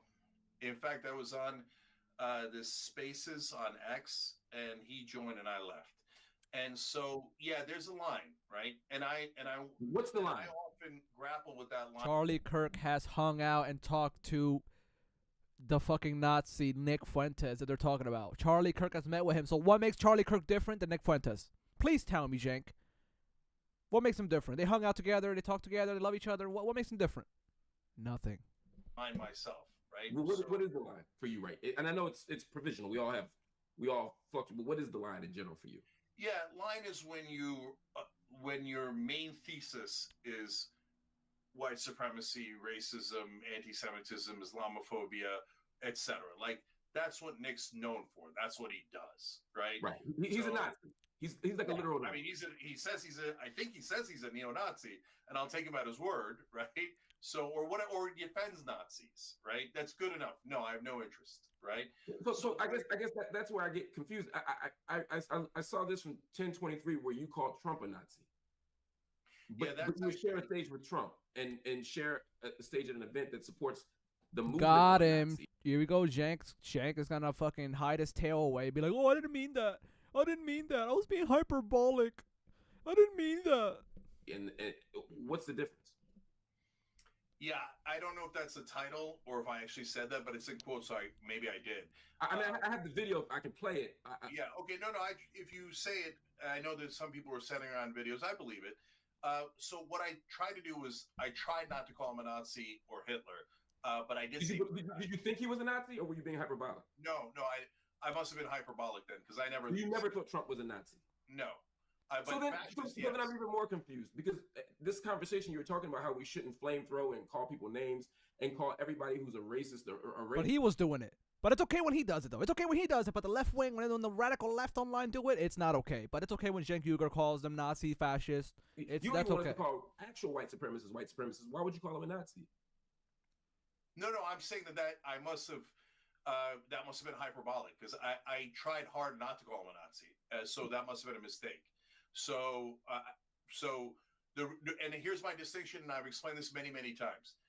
I'm worried about Trump's fascism because he showed it to us. So on January 6th, but before January 6th as well, he did a fake elector plot. He then agitated people to go bum rush the Capitol. The point wasn't to keep the Capitol. The point was to delay the proceedings so he could have his fake electors steal the election. So I've been super clear about that. That's why I hated Trump. That's why I fought tooth and nail against Trump. So those are fascist tendencies, and I have no problem calling it fascism. But it is not Nazi. Nazi is a completely different thing where they killed 13 million people and had death camps. Trump didn't have death camps. He didn't kill those people. But for the right. I'll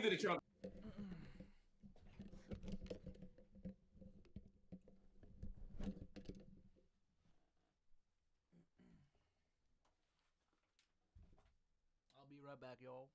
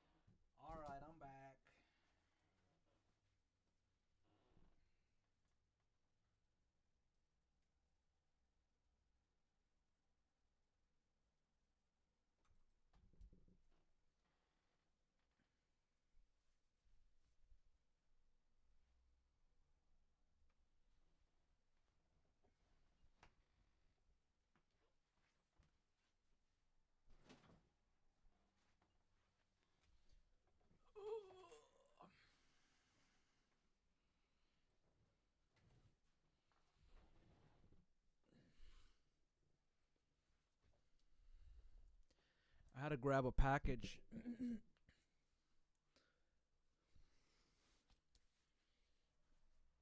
now I'm gonna open it up, bitch.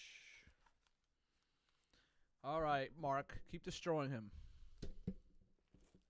Destroy him, Mark. Neither Charlie Kirk. Yeah. I mean, I'm sorry, neither did Nick Fuentes, but you're still comfortable calling him a Nazi. No, but Nick Fuentes though that he defends the Nazis, so that's a giant difference. So that's the line for you. You have to explain. And I agree, by the way, that Nick Fuentes is an evil person. He's a Nazi, etc. You're saying the person, anything short of self-identifying as a Nazi and openly supporting Hitler, you're okay sharing the stage with. It sounds like. Again, Mark. Bro, there are articles that like Donald Trump literally had a book of Hitler's quotes next to his bed. His wife wrote about it, so you should probably call these people Nazis. It's You're not framing bad. it in a way that sounds extreme. So it's. I want you to consider that maybe what you're saying is extreme, though. I mean, I might be describing exactly what you're saying. It just doesn't sound as good coming back to you. So no, not at all, Mark. So a couple of things. Benjamin Netanyahu is a terrorist. He's a war criminal. He committed genocide. But I would share a stage with him because of all the things that we discussed before. The ability to have the other voice, the other side have a voice. You know, whether you challenge, don't challenge, you challenge screaming, you challenge whispering. At least I give the Palestinians a voice by being on that stage. When I go on the right-wing shows, at least I give the left wing a voice by being there. And oh, so you are not the left, my guy. You're not the left. You are not the oracle of the left. Get the left out of your mouth. You are not the left. Left don't take Polymarket money. The left don't take Peter Thiel money. The left doesn't take Katzenberg money. You frame it as, oh, look at Cenk Uygur happily going on stage with a terrorist Netanyahu, then I seem like a bad guy. If you say Cenk Uygur giving voice to the Palestinians by being on the same stage as Netanyahu, I seem like a good guy. It's all in the framing. It's in the framing. So when you get to the I disagree. It's not just in that suggests that your behavior is neutral and the framing is what makes it right or wrong. I'm saying you can actually make different choices on that stage. So Mark, then let me ask you back. So Sure. Do you think that as we were talking about populism on both sides and rebelling against the establishment, and that was the theme of it that was supposed to last about 20 minutes, that I should have done a sidewinder and derailed the whole thing by attacking him on his previous quotes about black people? Yeah. Not necessarily, no. But again, that's not necessarily the only way to be courageous in that space. That's not the only way to be principled in that space. It's not the only way to do important resistance work in that space. You could pull up an old quote, or you could speak to the bigger system. You could speak to the bigger establishment. It's one thing to give you a concrete example. You sat on that stage and said, we all, the left and the right, we all hate establishment media. Right? We can agree that establishment media needs to go. Everybody claps. That's a great feel-good moment. But again, those people who leave that room, who are the dominant consumers of mainstream media, who are the dominant viewers of mainstream media, and who are controlled by people who are right-wing, they're going to walk away saying, yeah, we got to tear down mainstream media. And they're talking about CNN, and they're talking about MSNBC. Courageous is going on that stage and saying, look, I know y'all don't want to hear this, but Fox News is mainstream media too. But I have said that on right-wing shows. So you're taking a 20-minute event here. I'm not saying you've never said it. I'm saying in that we're talking about how to behave in this space, right? I'm sure you've said it a million times, but we're talking about right now how to behave in that space. And when I keep pointing out what you didn't do in that space, you kind of doing the sleight of hand thing where then you talk about what you did somewhere else. I'm saying in this space, to answer your specific question you asked me, which is, should you have torn them down and brought up specific acts of racism or this other thing? I'm saying you don't necessarily have to do that or even make it so personal, right? Because I get how that could be a distraction. What you can do is say, hey, we all want to tear down mainstream media, establishment media. I'm with y'all. But let's be clear, establishment media isn't just MSNBC and CNN. It's also Fox, which has been the voice of the right for decades now. It's OANN, it's all these things. All of this needs to be torn down. Yes, you could say that. So, Mark, when I'm on a show like Patrick Bet David in the last 2 hours or 3 hours, we get into that stuff, and that's exactly in the last 2-3 hours. Why the last 2-3 hours? Why don't you bring it up earlier, bro? Exactly what Nobody's gonna see that shit. So you're taking a 20-minute speech and go, not good enough. You didn't say it there. You didn't say it that one time. Okay. No, that's not what I'm doing. You're misrepresenting my position. My position isn't that in this single instance you didn't do this one thing in a 20-minute space. My critique is that when you're deploying now a strategy of entering these kinds of rooms and doing these kinds of things, and particularly these very public spectacles, right? Which is what conventions are: Democrat, Republican, left, right, whatever. They're all these public spectacles. And I'm saying that there's a significant danger in entering those spaces and not being significantly courageous. This isn't about nitpicking a particular thing you didn't do. This isn't about saying, well, you did 99, but there's the 100 when you miss. You're framing this as if we're nitpicking. And I'm saying, no, the actual logic of the strategy that you're articulating right now about how to move in these rooms, I'm saying is deeply problematic for left wing. I don't even understand what you're saying, Mark. How is it problematic? You keep calling it problematic. Everybody keeps calling it problematic. I'll tell you why. Why? Like, they don't need us. Because why do we have this in our head that if we're in the room, okay, then everybody loves Nazis or some weirdo thing like that. I'm not saying anything. Yeah, I don't know what you're talking about. Like, so let me answer you directly. Let me answer you directly. And you kiss their ass, then I see what you're saying. But if you clearly say these are left-wing positions, and you fight for them in the different shows, etc., and you try to get to common grounds where they agree with us, how could that possibly be a bad thing? Because they're agreeing with you on terms that don't disrupt their actual worldview and won't change their politics. You're asking me. How do you know that, Mark? Because you're asking. You're assuming it. And now I'm not. Stopped assuming it. It turns out a lot of their voters agree with us on like 40% of things. Right. We can actually get 40% of things done. Really, really important things. But we were too busy calling them white supremacists to ever get there. Again, I don't know why we're still talking about calling them white supremacists. That's a straw man you created a long time ago. I'm not suggesting. It's not a straw man, Mark. You said it many times in the beginning. Anyway, go ahead. No, hold on. To be clear, I said to you, I bought this really dope ass hammer.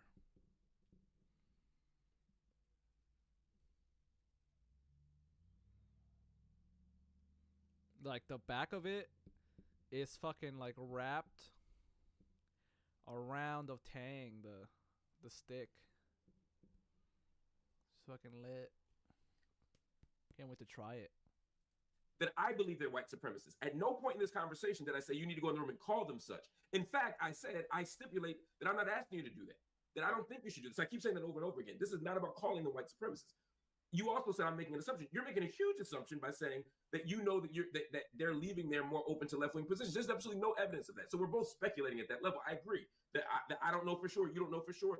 And unless you have some metric, there's no way to know that when that your appearance there had this impact that you're suggesting it does. Just like I can't prove that it didn't. So I'm saying I'll call that even. My point here, since you don't understand what I'm saying, is to use what you just said.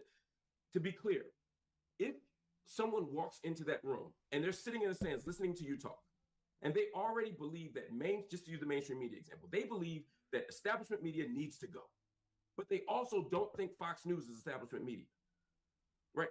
They walk in thinking, get rid of CNN and MSNBC, keep Fox News, right? That's what they're thinking in the stands in this example, right? Because they don't think that's establishment media. Just like to your point, the person on the left is saying, get rid of Fox, keep MSNBC, fine, right? So that person doesn't realize Fox is that. When you sit on that stage and say, yeah, we can all agree to get rid of mainstream media, and Joe Sixpack in the stands claps and says, that's right, even the lefty guy agrees with me. So let me let me just tie a bow on it. He now has even more reinforcement for his position that establishment media needs to go, but he's still never been told that the thing he thinks isn't establishment media, Fox News, isn't. So that's what I'm saying. But now he has more legitimacy to his wrong point because you didn't actually tell him that it's wrong. No, totally disagree. So Mark, I can go in the room and have that same exact conversation with Joy Reid, right? And then everybody filled with left-wingers in that case, right? And people walk out thinking, oh yeah, we got to get rid of Fox News and maybe CNN, but definitely not MSNBC. But that's not my responsibility to go to convince them that no, you also have to hate MSNBC. Now, I will tell them that if they ask me, I will tell them that in the span of a larger and longer conversation. I will tell the left the same exact thing that I'm telling the right, and I would tell the right the same thing I'm telling the left. So just because we didn't clarify Fox News or OAN in that conversation doesn't mean we shouldn't have that conversation or that it somehow helped Charlie Kirk's nefarious plans. So if his plans are to get rid of establishment media, that's my plans. I hate establishment media. So if you say to me, oh my God, but then if you say, Cenk, then what if they use it to get rid of everything but Fox News? But they didn't do that. That's a wild hypothetical. And if they did, I'd fight them tooth and nail, right? So, like, if they do things that we don't agree with, we fight. And so that's not that complicated. Maybe we're talking about super clear about that, right? But you're assuming what's in their head and what they assumed about what I said. I'm not assuming what's in how their that head. gave strength to Charlie Kirk, but none of those things actually happened. So, like, well, we don't know what happened. No, again, Mark, no. That's misrepresented. We don't know what happened anymore in the sense of what I'm saying than what you're saying. You're almost, one would hear that and think that somehow I'm painting a hypothetical that's unprovable and yours has been demonstrably proven. What I'm saying is, you made an argument in that room that didn't challenge Joe in the stands argument. I just painted a picture of Joe in the stands and his belief of mainstream media, and you didn't really respond to that. I'm saying Joe has no reason to believe that Fox News is establishment media based on what you said on that stage. Do you have a duty to tell him that? I think you do if your goal is to challenge establishment media, to not only challenge establishment media, but to challenge what he thinks is establishment media. If that's not your goal, then that's fine. But then that doesn't advance our interests. Do you get that since I've done that on other shows, but it wasn't part of that 25-minute conversation, that's not a fair standard to hold me to, that I didn't debunk every thought that every right-winger in the stands had within that 25 minutes, that's a wildly unfair standard? So I get what you just said, but what you just attributed to me is not what I said. I keep making point A, and then you keep sort of caricaturing my point. But the Fox News thing is like, why would I didn't even assume that they would think that it's not Fox News. But you should. That's Fox News, because that wasn't what the conversation was about, Mark. So you went really deep into that rabbit hole to come up with No, I used your example. I literally read the transcript and went by the points you made. And again, I didn't say, let's go in there and debunk every potential misconception people in the audience has. Again, I make a point, and then you then attribute to me this absurd caricature and then say, I didn't do that, Mark. I didn't give everybody $5,000. I didn't ask you to. Marc Lamont makes a point, and then Cenk Uygur takes it and makes a whole pretzel out of it. He makes a whole pretzel point and then gives it back to Marc Lamont. And this is what you said. What I'm saying is, if you make a point. So let me understand it right. Do you think I should have specifically made that one point that you're making about Fox News? And then no, again, you're minimizing what I'm saying. I'm not saying, my issue isn't that you didn't address the single point that Marc Lamont Hill was saying at this moment. That of all the points in the world to be made, I'm mad that you didn't make mine. That's not what I'm saying. I'm saying you said three things, right? For example, hypothetically. And I'm saying if you're going to talk about those three things and make the audience believe that we're aligned on these three things, left and right, but it turns out if we actually critically analyze it, we're not, then you have to point that out. Otherwise, the powerful will walk away thinking that they're even more powerful. I'll give you an example. Let's just hear what I'm saying. But I do that on almost every opportunity. And that's what we're going. What I'm saying though is every opportunity isn't the same. For example, if this were 300 years ago, just hypothetical, or 200 years ago, and then I'll leave it alone. And we were in a place where black people weren't considered human beings, right? And black people legally were not citizens, right? And you were an abolitionist, and you walked in the room, to a room of slaveholders, and said, every citizen should get a house. Every citizen should have the right to vote. Every person should be safe in this country. We should all agree on that. And y'all clap and walk out and hug it out and leave, right? You could say, look at this. I just brought together the abolitionist and the slaveholder. The problem is they're agreeing that all people should be safe and all citizens should vote, but they don't believe that black people are citizens or humans. So they think they're agreeing with you because they don't accept that stipulation, right? Mark, and what I'm saying, and just let me finish the thought. And so what I'm saying is, when you have that exchange with them, you have a duty to confront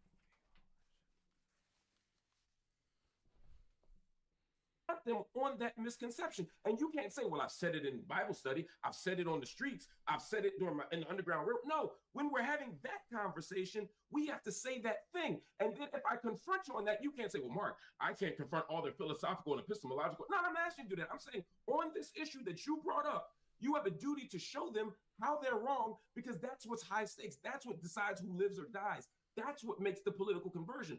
Otherwise, That otherwise, and this is the last piece of it, 5 seconds. Otherwise, the slaveholder walks away saying, look, me and the abolitionists agree. Let's go back to business as usual. They actually feel strengthened in their position. Now, please don't say, Mark, why are you comparing this to slavery? Please don't get on. No. Actually, hear the heart and the substance of my argument and be intellectually honest and address. Don't talk around it. Address the specific example I gave you, and please answer it. Yeah. No, I get the analogy completely. I totally get it. So look, there's two parts to this. Number one, you just built a straw man. You said, oh, I did it in Bible study. I did it at a grocery store. No, I did it in right-wing spaces. I did it on some of the largest right-wing. Yeah, that would be. That's not a straw man. To be clear, in 1800s, Bible study was a. I don't think Cenk knows what a straw man is or what any of these words means. He's just trying to use it to sound intellectually smart. Space. The only the right was allowed in the grocery store because black people were property. It's a perfect analogy. It's not a straw man. It's a perfect analogy. You acknowledge I've done it in right-wing spaces, just not in that. Just not the one that has us on the news right now. This is the big one. But this I was don't the one to do it. Going to make the news. Like half the time, I think it's going to make news, and it doesn't. I don't think half the time I don't think it's going to make any news. Let's not get distracted. Please, I'll allow you to continue. I don't want to cut you off. Please continue. Okay, so then the second part of it is, Mark. In the problem with your analogy is that in the slaveholder, part of it, the fact that they hold slaves is so central to that conversation. So you can't possibly think like, oh, I just said all citizens should have an house, and I assume that they think that that means slaves, or I assume that they think that that doesn't mean slaves. Slavery is the central part of that conversation. Are they citizens or are they not citizens? Whereas now when we are talking about establishment, mainstream media, there's a lot of different variables there, and a lot of different things that people can mean. So whether we're talking about Fox or OAN within that conversation is not necessarily central in the same way that slavery is central in your analogy, right? What's central in this conversation? So what's central in this conversation is, do they actually believe some of these populist opinions, right? Do they actually dislike establishment politicians because they take donor money and hence are corrupt? And that's super central. And yes, my assessment is the MAGA voters, and yes, they're not seeing clear on Trump. They're not seeing clear on Elon Musk, but they do hate the corruption. And they do hate the donor class. Okay? To that point, they clapped you when you said establishment media. They clapped when you said we hate Dick Cheney and Mitch McConnell. When you said we got to get rid of the donor class, no one clapped. I noticed that. You know why, Mark? Because I challenged them by talking about their donors, and I've done that on many shows. And I've talked about, hey, remember Elon's a donor. I've talked about Miriam Adelson being a donor. When I get to Miriam Adelson, we go back to agreement. Okay, and you might not expect that from the right wing who supported Israel throughout my entire life. But now when we talk about Israel with the right wing, half of them go, yeah, no, you're right. Because they're fucking anti-Semitic. They're not doing it out of the charity of their heart. They're not doing it because they love Muslim lives so much. They're doing it because they're anti-Semitic, probably, you dipshit. Because they don't want, in their way of thinking, they don't want to waste money on there. Why are we giving it to Israel when we should be having it here at home? But I'll take it. But I never would have gotten there if I never talked to them. I never would have realized how much they've got concern about funding Israel if I hadn't talked to them. So these are the things that we discover when we go to have these conversations. On the other hand, when you get to Elon, they pause and they're like, wait, I like Elon, right? So that means you got more work to do. And in the next conversation, you talk a little bit more about Elon and a little bit more, etc. So this is the way to break through, and for the country to finally have conversations without constantly just walling each other off and saying they think we're so extreme. Like, for example, I go to talk to Charlie Kirk. The left is saying, oh, I can't believe you talked to Charlie Kirk when he said X, Y, Z. But do you know that the right wing is saying the same thing to Charlie? I can't believe you talked to Cenk when Cenk has said Nazi, fascist about Trump, and which I didn't even remember the Nazi part, but you showed me there. And there's a video going around, so I must have said it. But that's okay. And Cenk defends trans girls going into high school sports in women's. So a lot of people hate that Charlie talked to me because they view me as completely extreme and illegitimate and out of bounds. And what we're doing is we're breaking down some walls. But do you believe that you and Charlie Kirk are opposite sides of the same coin? Do you believe that you and Charlie Kirk are opposite sides of the same coin? Uh-oh. That's a long thing. That's a good question because I don't hate white people and I don't say anything against white people in general. I would never say hey, if I go into a plane and there's a white pilot, I'm worried. All right, so it's not exactly right that we're the same side. Exactly. That's why it's not fair to say, well, they say the same thing about me. Well, y'all ain't the same. I also think it's interesting that But you said they think it's the same, Mark. But they do think it's the But same. it's okay to say they're wrong. But also, I just to be a little petty, I appreciate that you saying you're not like Charlie Kirk because you don't hate white people. You accept that Charlie Kirk hates black people, which I appreciate. I just think it's wild and bizarre that you can accept that he hates black people and don't think he's a white supremacist. That's just weird to me. But just I know you got to go. It's such an unhelpful term. I can't stand it. Well, as a black person, I can tell you, I find it unhelpful that someone could acknowledge someone hates black people, but thinks the most unhelpful thing is calling them a white supremacist. I mean, can you imagine? No, that's not helpful, brother. Because I could show you 100 Islamophobes that are hardcore Islamophobes, but me calling them Islamophobes is not helpful. It's never going to break through to them. You've got to go to a different strategy. So when I go to a different strategy, instead of going, hey, I wonder how that'll turn out, which I think you're basically doing, which I appreciate, and that's why this is an interesting conversation. Yeah. I've got other folks saying, no, tear them down, tear them down. Don't ever talk to anyone on the other side. They're white supremacists. They're this, they're that. That if you go in the room with them, they instantly gain credibility and legitimacy, and now you've helped them. Help them how, man? I don't know, man. I just think the idea of not hating them, being helpful to them, is a very wrong way of thinking about it. Well, I think one way, and I know we got to go. I think, again, it's not to me about going in the room. It's what we do in the room. But I think the one thing a white supremacist hates being called is a white supremacist. The one thing that racists hate being called is a racist. And I think, and usually the people calling them racist or white supremacists are the people who are catching hell from them. And so I think it's sort of bizarre to police the language or to tell someone, for example, hey, that person that hates Muslims, it's not helpful for you to. That person that called you a towelhead, that person that called you a devil worshiper, that person that called you a pagan and a rapist, it's not helpful to call them Islamophobic. Oh, that person that called you a nigger, oh, no. It's not helpful for you to call them white supremacists. That feels paternalistic and almost and is disrespectful to the people who are victimized by it. You may think it's unhelpful, but I actually don't think it's your place or anyone else's place. It's like it'd be like saying I don't think it's helpful to. It would be like me saying to women, I don't think it's helpful for you guys to call Trump sexist or misogynistic. I don't think that's helpful. Right. I mean, come on. Can you see why somebody would find that a problematic claim for you to make? No, hold on. You're conflating two things that is super unfair. Because you can call them anything you want. I'm not stopping you from calling them. I'm not stopping women from calling them whatever they want. I'm just telling you what I'm doing, right? And in fact, no. You're not doing that. Hold on, Mark. That's not what you said. No, I'm calling you on a contradiction. Hold on. No, hold on, Mark. That's not what you said. No, Mark. You can backtrack, but that's not what you said. What you said was, I don't think it's helpful. I hear people doing this and it's not working. Let us try something different. Let us, not let me. Mark. No. Okay, hold on. So number one, are you allowed to say whatever the fuck you want? Of course, right? I don't police anyone. But you think it's unhelpful. Yeah, but is it unhelpful? Yes. Okay. Now that's up to you. You want to be unhelpful because you're pissed. I get it. Especially if it affected you. So like if I go tell a fellow Muslim, hey, it's unhelpful to say the Jews are this or the Jews are that. And he goes, I don't want to hear that shit. Okay. My family got killed. I hear him and he can say whatever he wants. Right. But is it unhelpful? It is unhelpful. Okay. So for example, I just want to be clear that that's what you're saying. Hold on, let me finish my thought. So Hillary Clinton and everybody and Kamala Harris, what did a lot of people do? They call Trump sexist, right? And I think that they have a lot of evidence on their side. But was it helpful? No, it wasn't helpful. It didn't work. Okay. So hold on, let me finish.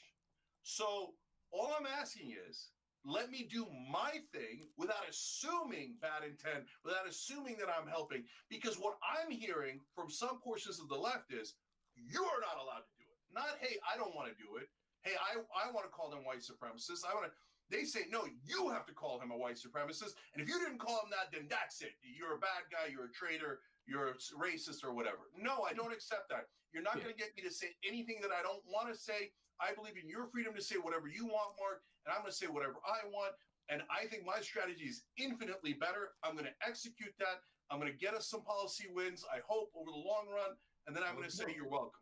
I hope you do. Just to be clear, just on that last point. Again, I wasn't trying to tell you what to say or not to say. I was pointing out the contradiction. What you had said was, you were only saying it's unhelpful for you. You weren't saying it was unhelpful. You weren't telling other people it was unhelpful. You weren't policing or critiquing the actions of others based on me saying, based on me.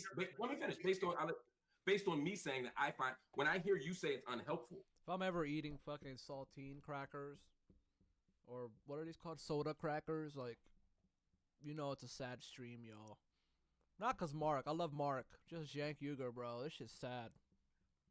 I find that problematic as a person who's on the business end of the white supremacy.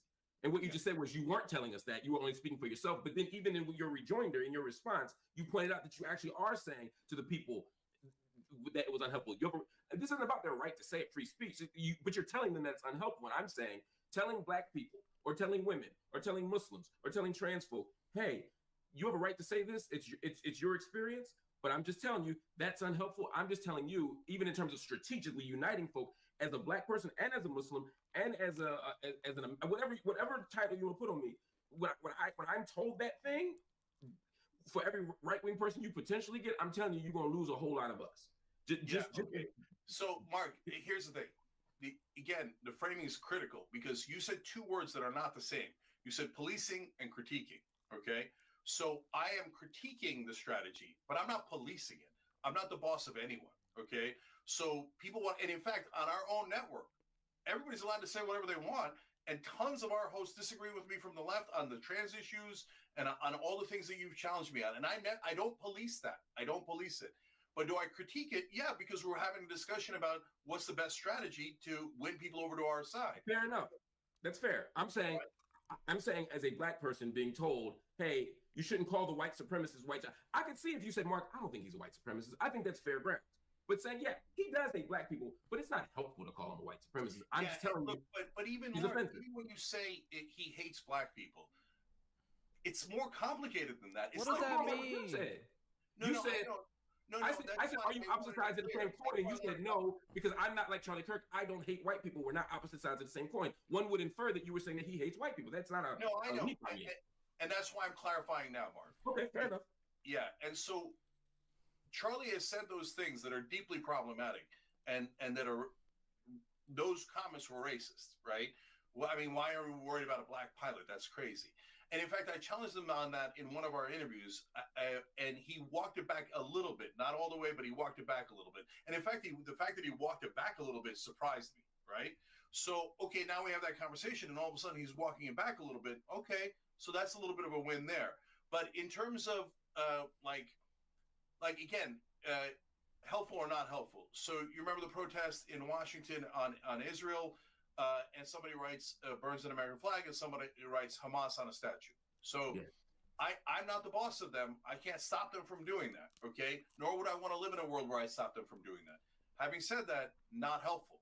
Okay, and it's my job as a host to say what I think is helpful and not helpful. And that was deeply unhelpful. It drives people away from us. We want people to relate to Palestinians, to relate to Muslims, and feel like, oh, there but for the grace of God go I. And when you write Hamas or you burn an American flag, what you're doing is you're saying, I'm not like you. I'm the other. And you should be worried about me. You should be concerned about me. And I think it's a bad strategy. And as a think that's analogous? It's literally my job to say what I think is good and bad strategy. Do you think what you just described is analogous to telling a black person not to call a person who hates black people a white supremacist? No, I would never tell a black person to say this or that. But if that person was the campaign chair for Kamala Harris, then yes, I would have that conversation, because then they're not just speaking for themselves. They're trying to win an election, and that's a different dynamic in a different context. But hey, you're angry. Somebody was racist to you, and you want to call them a racist. Of course, I totally get it. Obviously, I mean. Oh my God, I eat these crackers like a pig. I just looked at my camera. I told you earlier, right? So when people come at me in an unfair way in those Israel debates, I call them a racist or a bigot right back at them. It depends on the context. What are we trying to accomplish? In that case, why did I call them that? Because I'm trying to get them to understand just blanket calling someone anti-Semitic doesn't win the argument. I could just do the same exact thing and call you a bigot. And I didn't win the argument either, but at least we've neutralized it. But if they're not bringing it up and they're not saying this or that in a place where you're trying to stop private equity from buying our residential homes, I think it's poor strategy to say, well, look at me working with these white supremacists or whatever it might be. I don't want to do straw man. I don't want to put words in your mouth. Fair enough. So what's the end game here? How do you see this ending? Yeah, there's two possible ways. So one is that we try this, etc. Then Trump starts doing things, and they're not any of the things that the right-wing populists talked about. And then when Trump does them, they instantly change their position and go, no, I love when private equity buys my homes. I want moms to go back to the coal mines the day after having a baby. I love war now. Let's invade Panama and Greenland. Okay, then my mission failed, and my strategy was not right. And you know what I'll do then? I'll adjust, because that's what thoughtful people do. They try to find a way to get to the answers that we want. Okay, now that's the bad case scenario. The good case scenario is not nirvana. Trump does not turn into Bernie Sanders. The good case scenario is, as they're doing other things, including an enormous robbery that's about to happen, okay, maybe we get a couple of wins. Maybe, in fact, this is the craziest thing I'll say. I'm a tiny bit hopeful about turning around on Israel, because I've heard those right-wing guys. They don't want to keep funding Israel. I'm telling you that right now, okay? If we got to turn around on Israel, oh my God, that would be such a giant win in the midst of what appeared to be hopeless times. Now that's a hope against hope, okay? But can we win on any one of those things? Like, for example, like, this is the easiest one, right? I say, one of the things I say is pardon Edward Snowden, because I know that they want to pardon Edward Snowden, right? And we agree with pardoning Edward Snowden. And what that does is, that doesn't change the world, but it takes a first step towards unity. And then let's see, well, do they really mean it on cutting the Pentagon? Because the voters mean it. The voters mean it, or at least a big portion of them do. I know that the politicians don't mean it. So now that's an interesting collision. And what happens? Does the populist right wing rebel, or do they just simmer back down and go, yes, sir, absolutely, sir? I don't know. And I think that's super interesting. A lot of folks on the left say, no, they already know. They already know.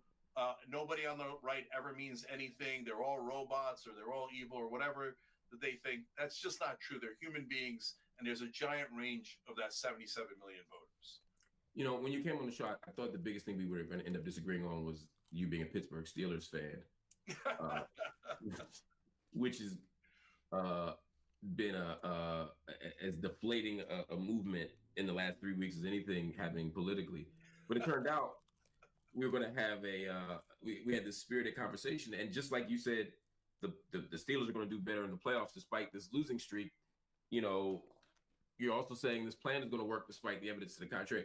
You could be a prophet, not in the Islamic sense, but in the Western Christian sense of, you could be absolutely right on both of these things. You could see the crystal ball better than the rest of us. I hope you're right. I hope it all works. I don't agree. And I do hope that if it doesn't, you come out and tell us that, you acknowledge that. I also hope that if you begin to take money from right-wing movements or organizations, because that you'll tell us that, because you've been straightforward with us. I've never known you to be dishonest. I believe you. I don't think you're grifting. I just think you're wrong. I think you're shamefully optimistic. And I think you have a faith in our open enemies that I think is unwarranted, unhealthy, and unhelpful. But I hope you're right and I'm wrong. I hope your optimism wins. You know, that's the best I could hope for. And you just said something that I say on the show all the time. Look, I hope I'm wrong, right? I'll make these predictions like, I think Trump's going to win. I'm super worried about it, and I hope I'm wrong, right? I think Kamala Harris's strategy is the wrong one. I hope I'm wrong, right? So time will tell. But Mark, for those who don't know, bro, most of the left thought that her strategy was fucking stupid. Her strategy only looked good when she picked walls, and then from there on, it was like downhill. I've been through a lot of these tests already. So MSNBC, I turned down over $1 million to say the things that are right. They wanted me to be basically pro-establishment, and I wouldn't do it. They wanted me to, be soft on the inside. I mean, there's a moment where you are tested, and you're tested with a lot of money, prestige, status, all those things. And I said, I'd rather tell the truth to my audience. So I'm not going to turn around after all this time and all the pain that we've gone through. I'm going to keep my eyes on the prize. And to me, if we don't pass progressive bills, then we didn't get anything done, right? because then the rest of it is just ego games. Whoever has the status, etc. I don't give a damn about that. All I care about is passing bills, because that's the only thing that affects the actual voters' lives. So that's what I'm going to try to do. Well, inshallah, it'll work out for you, my brother. Thank you so much. Cenk, it's always good to see you. Let's talk again soon. And enjoy your night, brother. Thank you, Mark. Appreciate it, brother. Have a good night. Thank you, Mark. Everybody, we love you, y'all know the Mark. man. His name is Cenk Uygur, founder, CEO Boo. of the Young Turks. We love you, Mark, but boo, Cenk. All right. We're going to end the stream off with this video. TYT is dead. Long live TYT. The folly, failure, and fall of Cenk Uygur and Anna Kasparian. TYT is dead. Long live TYT. That the model of a charismatic Cenk Uygur, who is the president and CEO over his own little corporation that people trust is going to be progressive, that model has to die. Why? Because that model has failed us time and again. That model is what the North Star was supposed to be. Where is it today, Sean King? That model is what we built with Bernie Sanders. That model is what we built with Barack Obama. And I see how much we, the people, entrusted in those movements, into those organizations, into those charismatic leaders. And as soon as those elections were over, where did all the infrastructure go? Where did all the email lists go? Where did the ability to mobilize the masses into a movement go? That model of progressive leadership is dead.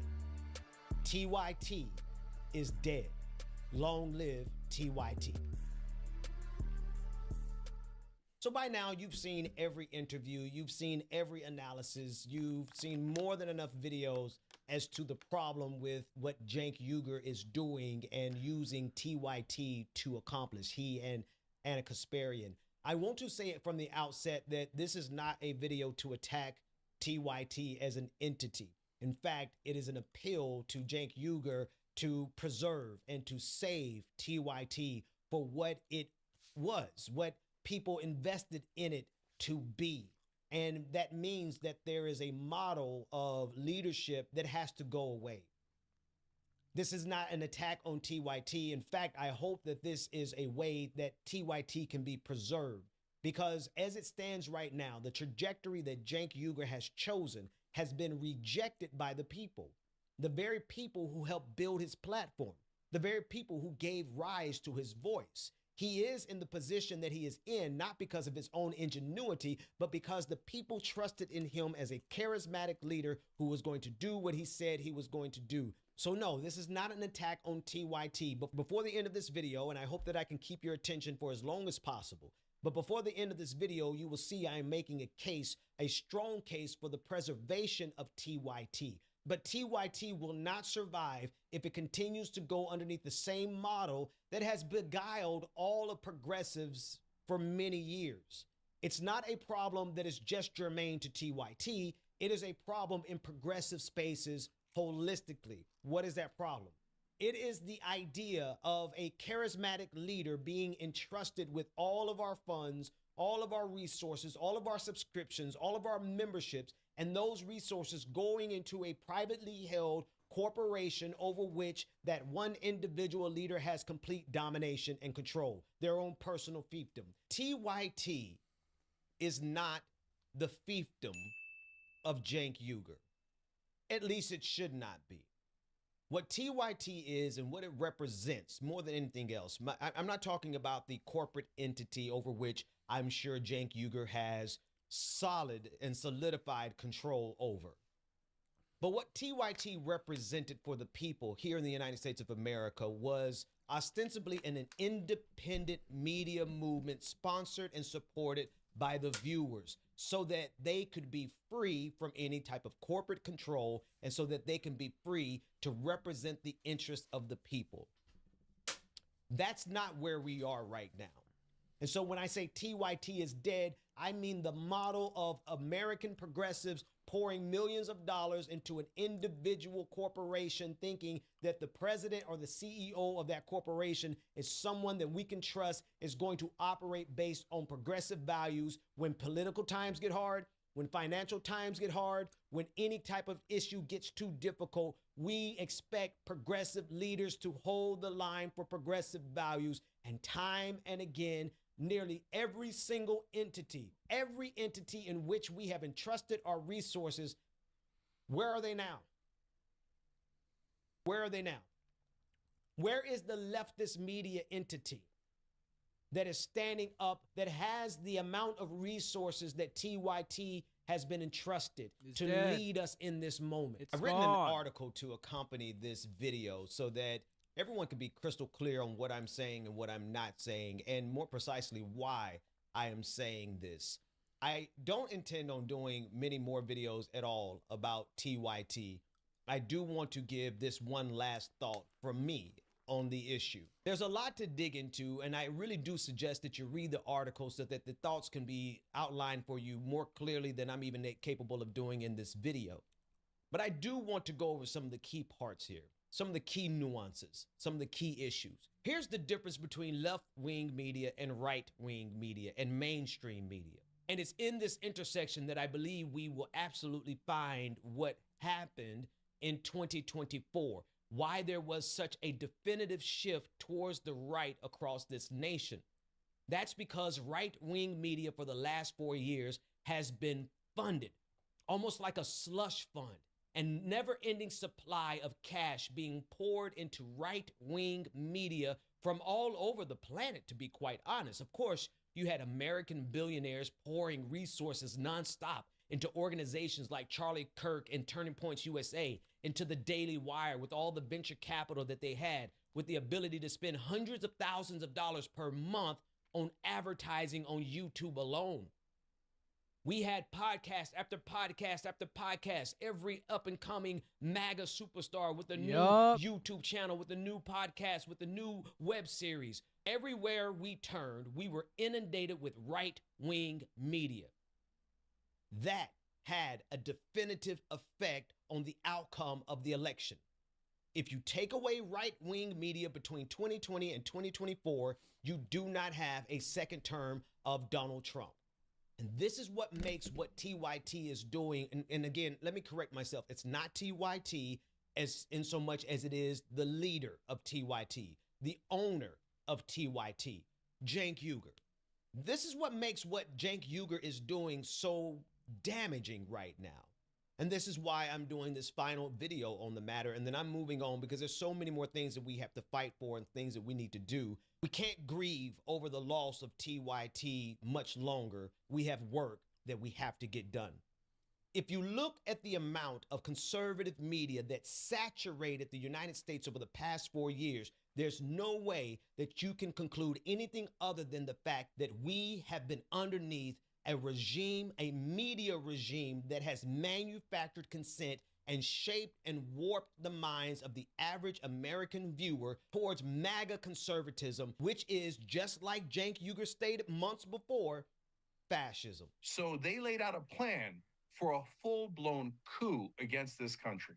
And then they executed that plan. And they even considered, they had a 3-hour meeting where Michael Flynn proposed martial law and rolling out tanks against the American people and killing anyone who opposed us. He remembers. And the only reason why they didn't do that part of it, because to be fair to the rest of the people in the Trump administration at the time, they said to Trump, every one of us will resign if you roll out those tanks. He wanted to do it. He wanted to do it. He's a dictator. He's a fascist. That's not hyperbole. There's no question about it. This was not the United States organically moving closer to Donald Trump. This was the fact that every time you cut on the television, there's Fox News, Newsmax, OANN. Every time you go onto YouTube, whether you're watching a progressive or not, the algorithm recommends someone from conservative spaces. And even if the algorithm wasn't organically recommending someone from the right wing of the United States of America, conservatives had millions of dollars that they could spend on advertising, putting them and placing themselves right in your face so that no matter where you went in this country, you were inundated with a right-wing message. And it went further. Elon Musk purchasing Twitter for $44 billion, turning it into a right-wing echo chamber over the last 2 years, leading up to the election. And instantly we saw all of the techniques, all of the mechanisms, all of the ways that the progressive movement made progress over the last 10 years become co-opted and weaponized against progress. And that's how you get the rightward shift of the United States of America. Cenk Uygur in multiple interviews has seeded the point that, oh, look, conservatives won, and so we must go over there and negotiate with them, not addressing the underlying factor that caused conservatives, MAGA, to win, which is exactly up his alley. Media. How did conservatives win? How did MAGA win? Media. How did they win? Media on YouTube, media on Facebook. How did they win? Social media. How did they win? Mainstream media. How did they win? Media. That's how conservatives, that's how MAGA won. And this is exactly the profession of Cenk Uygur, media. And what does he do immediately after Donald Trump wins? He goes to conservative media and he surrenders. He doesn't go to conservative media in order to fight. He doesn't go to conservative media to hold the line. He goes to conservative media in order to gain acceptance. Now, the question is why? Originally, I said he's a traitor. And that's still a very strong possibility. Then I thought more about it. I said, well, maybe he has financial constraints concerning all of the money that he took from Republican investors over the years. Maybe times are hard and he's just going to do whatever he has to do to make sure his company stays afloat. I completely empathize with that. That does not mean I agree with what he's doing, but I can empathize with that. And then I considered a third consideration. As I look back at old interviews and episodes of the Young Turks and I listen to Cenk Uygur describe the threat that MAGA really is, I'm convinced that Cenk Uygur 100% understands that MAGA is a true fascistic threat. Every one of us will resign if you roll out those tanks. He wanted to do it. He wanted to do it. He's a dictator. He's a fascist. That's not hyperbole. So, and here I'll upset a bunch of people on the left. Ron DeSantis and Nikki Haley are not fascists. They're terrible people for other reasons, but they've never done a coup against America. They don't use direct Nazi quotes that Trump does. The only fascist that is an actual threat to democracy is Donald J. Trump. I wonder what happened to this Cenk Uygur. What happened to this Cenk Uygur? Did they kill him? Did they put him in a gulag? Did they throw him in Guantanamo Bay? No. He's just worried he's scared. And now he's flipping to the right. He already tried to end this democracy once. And guys, last thing. The other day, he said, immigrants are poisoning the blood of our nation. That quote has only been used by Adolf Hitler and Donald J. Trump. So he's telling you ahead of time, I'm a Nazi. It's not like I didn't warn you. I used absurd Hitler quotes. I pulled them out of history and I said them for no reason, just to let you know I am a Nazi. He then, remember, he had dinner with Nazis. Nick Fuentes and Kanye West, they had dinner talking about how the Holocaust wasn't so bad and Hitler was a hero. Those are things Fuentes has said. Those are things Kanye West has said. He happily had dinner with those Nazis. And when the Nazis marched and said the Jews will not replace us, he said there are good people on the Nazi side. How many times does he have to tell you that he's a Nazi before you believe him? I'm convinced that Cenk Uygur 100% understands that MAGA is a true fascistic threat, that they will carry out authoritarianism and totalitarianism. They will use political violence. I honestly, when I look at what Cenk was saying before the election, I see someone who sees the threat exactly the way I see it currently today, that these people will absolutely have public executions if we allow them. If they were allowed to do it, Cenk Uygur knows that these people will start throwing people on the wall. They would throw them in prison. They will persecute, they will torture, and they will even publicly execute people if they are given the opportunity. That's what I believe Cenk Uygur believes, because you can't go from everything that he said before the election and just throw that away. So what am I saying? The third possibility as to why Cenk Uygur is turning code is the fact that maybe, just maybe, Cenk Uygur sees the threat. He knows that it's a threat. And the best strategy that he has to combat the threat is to surrender to them as a sacrifice, to be the vector, to be the entity in their spaces that softens them and pushes back against their violent tendencies. What do I mean? I mean that by Cenk going to Turning Points USA and saying, we can disagree, let's fight, but let's go have a beer. And the number one thing to hold your ground on is constitutional rights. So I'm going to do some... Like the Second Amendment.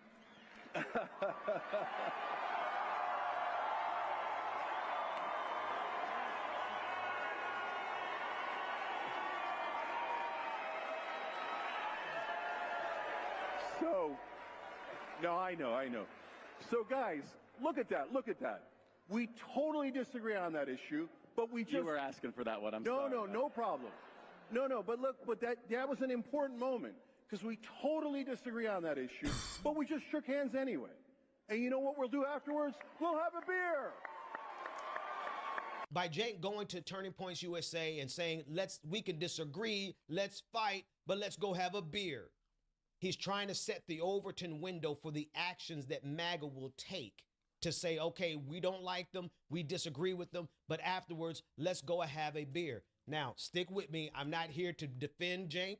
I am not here to praise Caesar. I'm here to bury Caesar.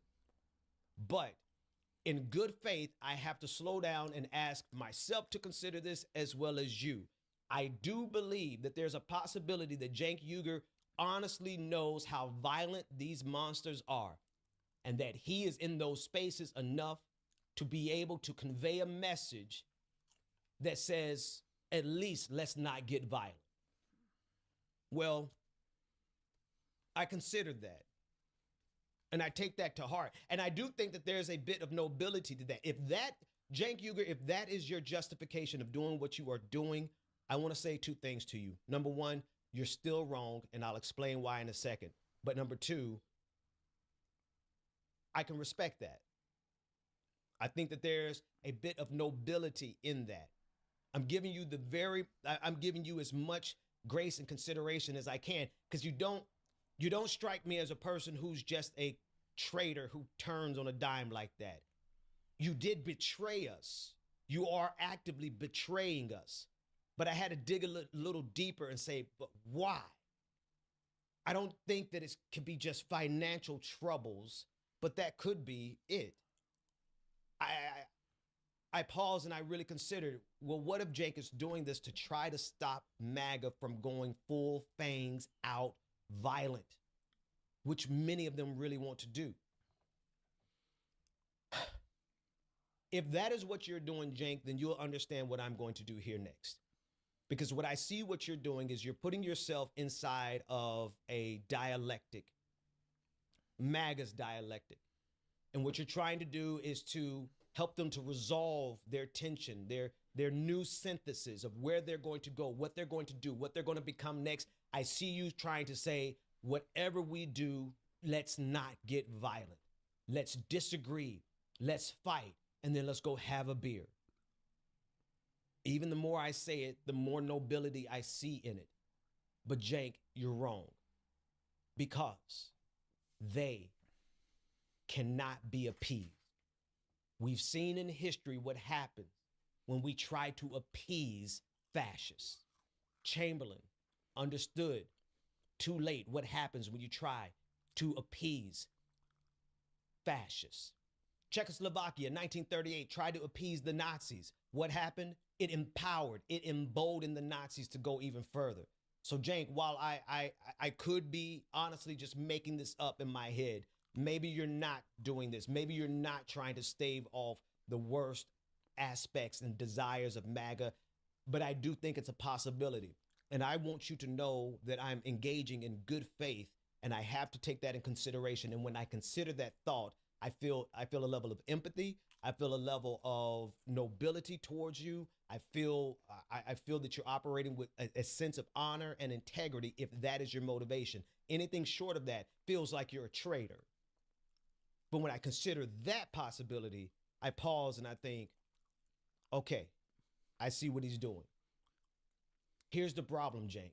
If that is what you're doing, and I know you would only be doing it because you feel like it's severely needed at this time.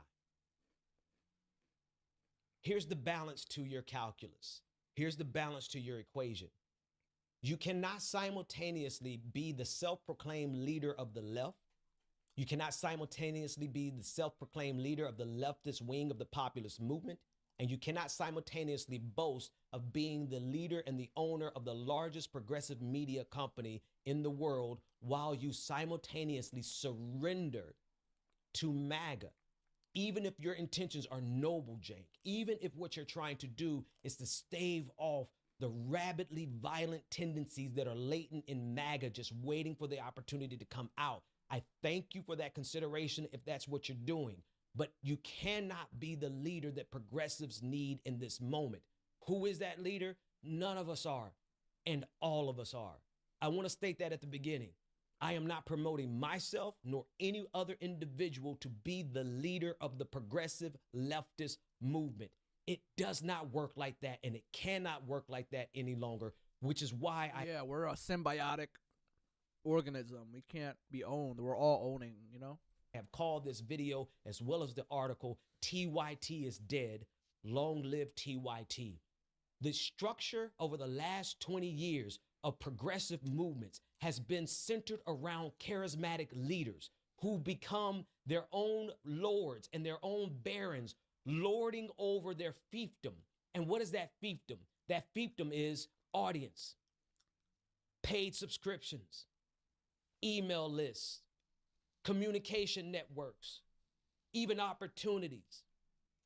From Barack Obama, who came in on the wings of a progressive movement, to Bernie Sanders, who came in on a hotter version, on the next iteration of that same progressive movement in the political realm. What did they do? They created a fiefdom over their resources. And both of those political movements that we poured resources in financially, we gave email addresses to, we helped create and sustain an entire network that reached millions of people across this nation at the drop of a dime, at the push of a send of an email. We were able to reach millions of people through these charismatic leaders. What happens when those charismatic leaders move on to something else?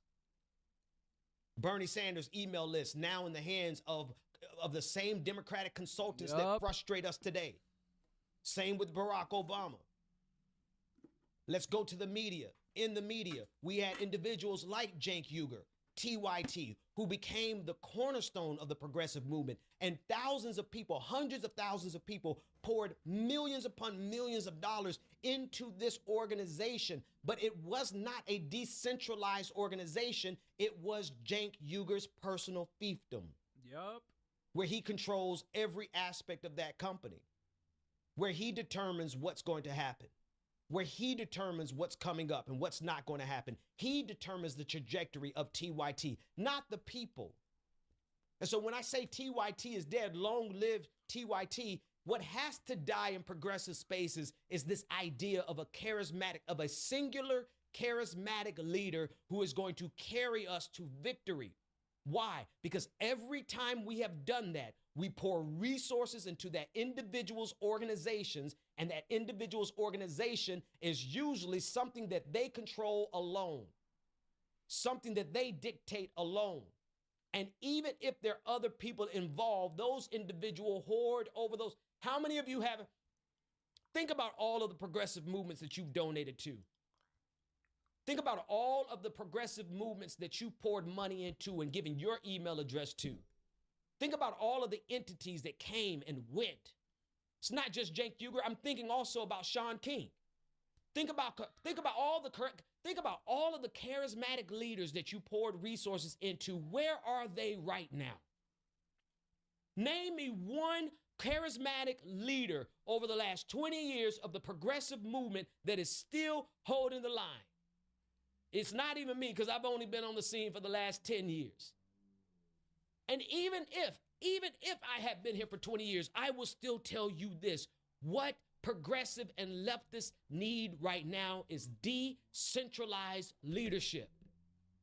We need the ability to organize ourselves, to move into action ourselves, to reach each other ourselves, to not have to wait for permission to get an email out from an organization that has a corporate agenda. Why? Because they have corporate interests. Why? Because they want to grow. They wanted to build. They wanted to expand. They wanted to get bigger studios. They wanted to get bigger office spaces. And so now they have bills, they have debt, and they have to do what corporate America says do, what their corporate investors say do, even though they still claim to be progressive and people-driven and people-funded.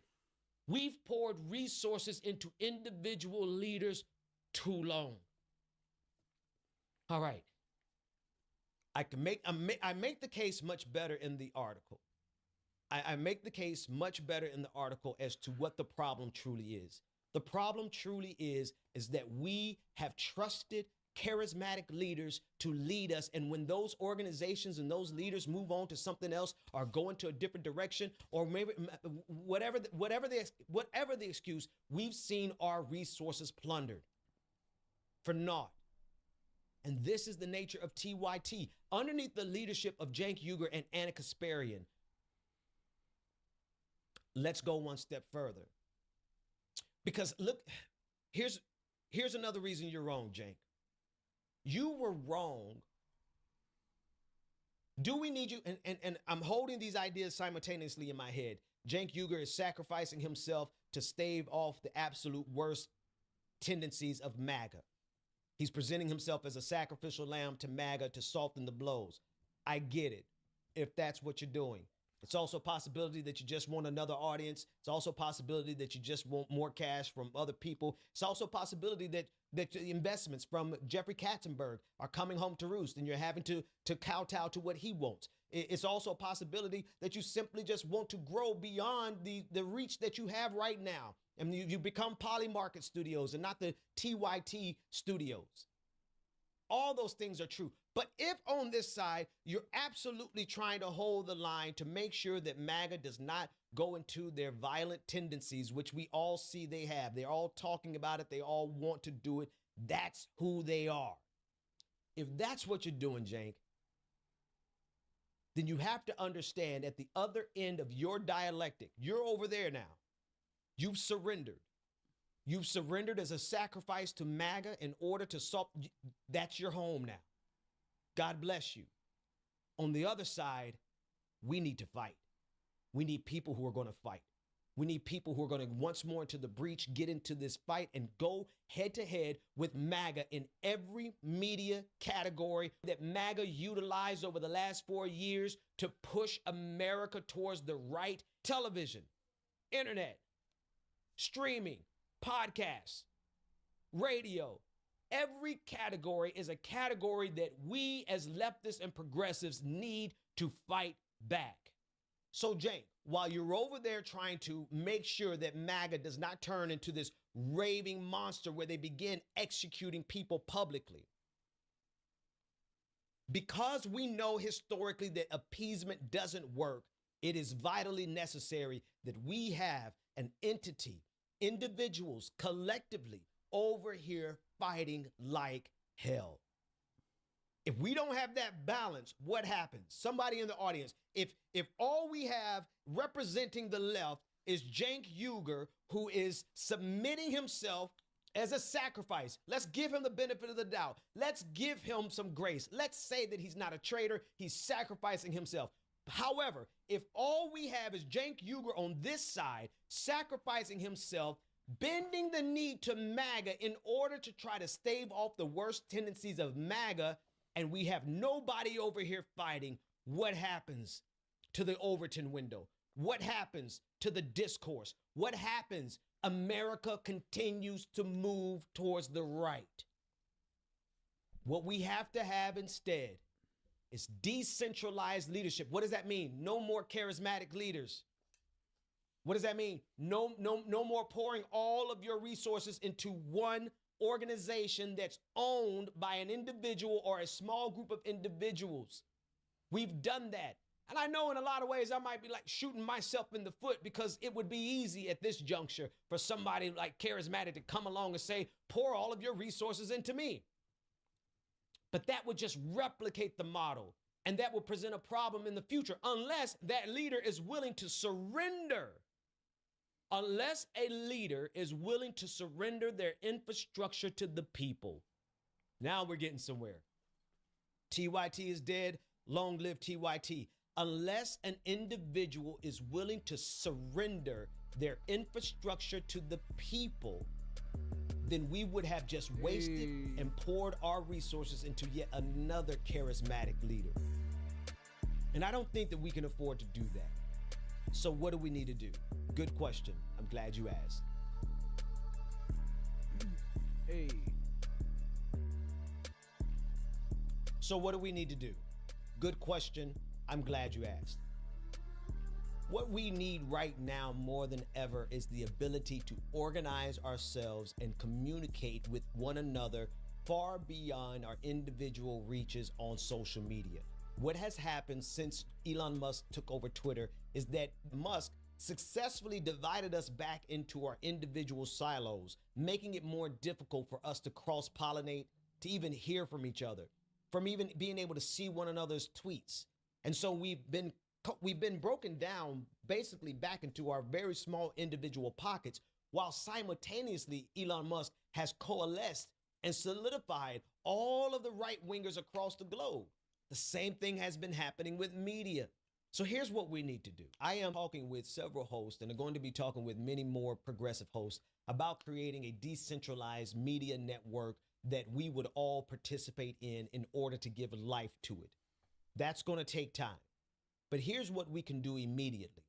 Two things. Number one, I'm going to ask every single content creator, every single progressive content creator, whether you have a full-fledged show or whether you just put out videos every now and then, or perhaps you only put out shorts, or you write articles, whatever it is that you do, if you are a communicator of progressive and leftist values, here's what I need you to do.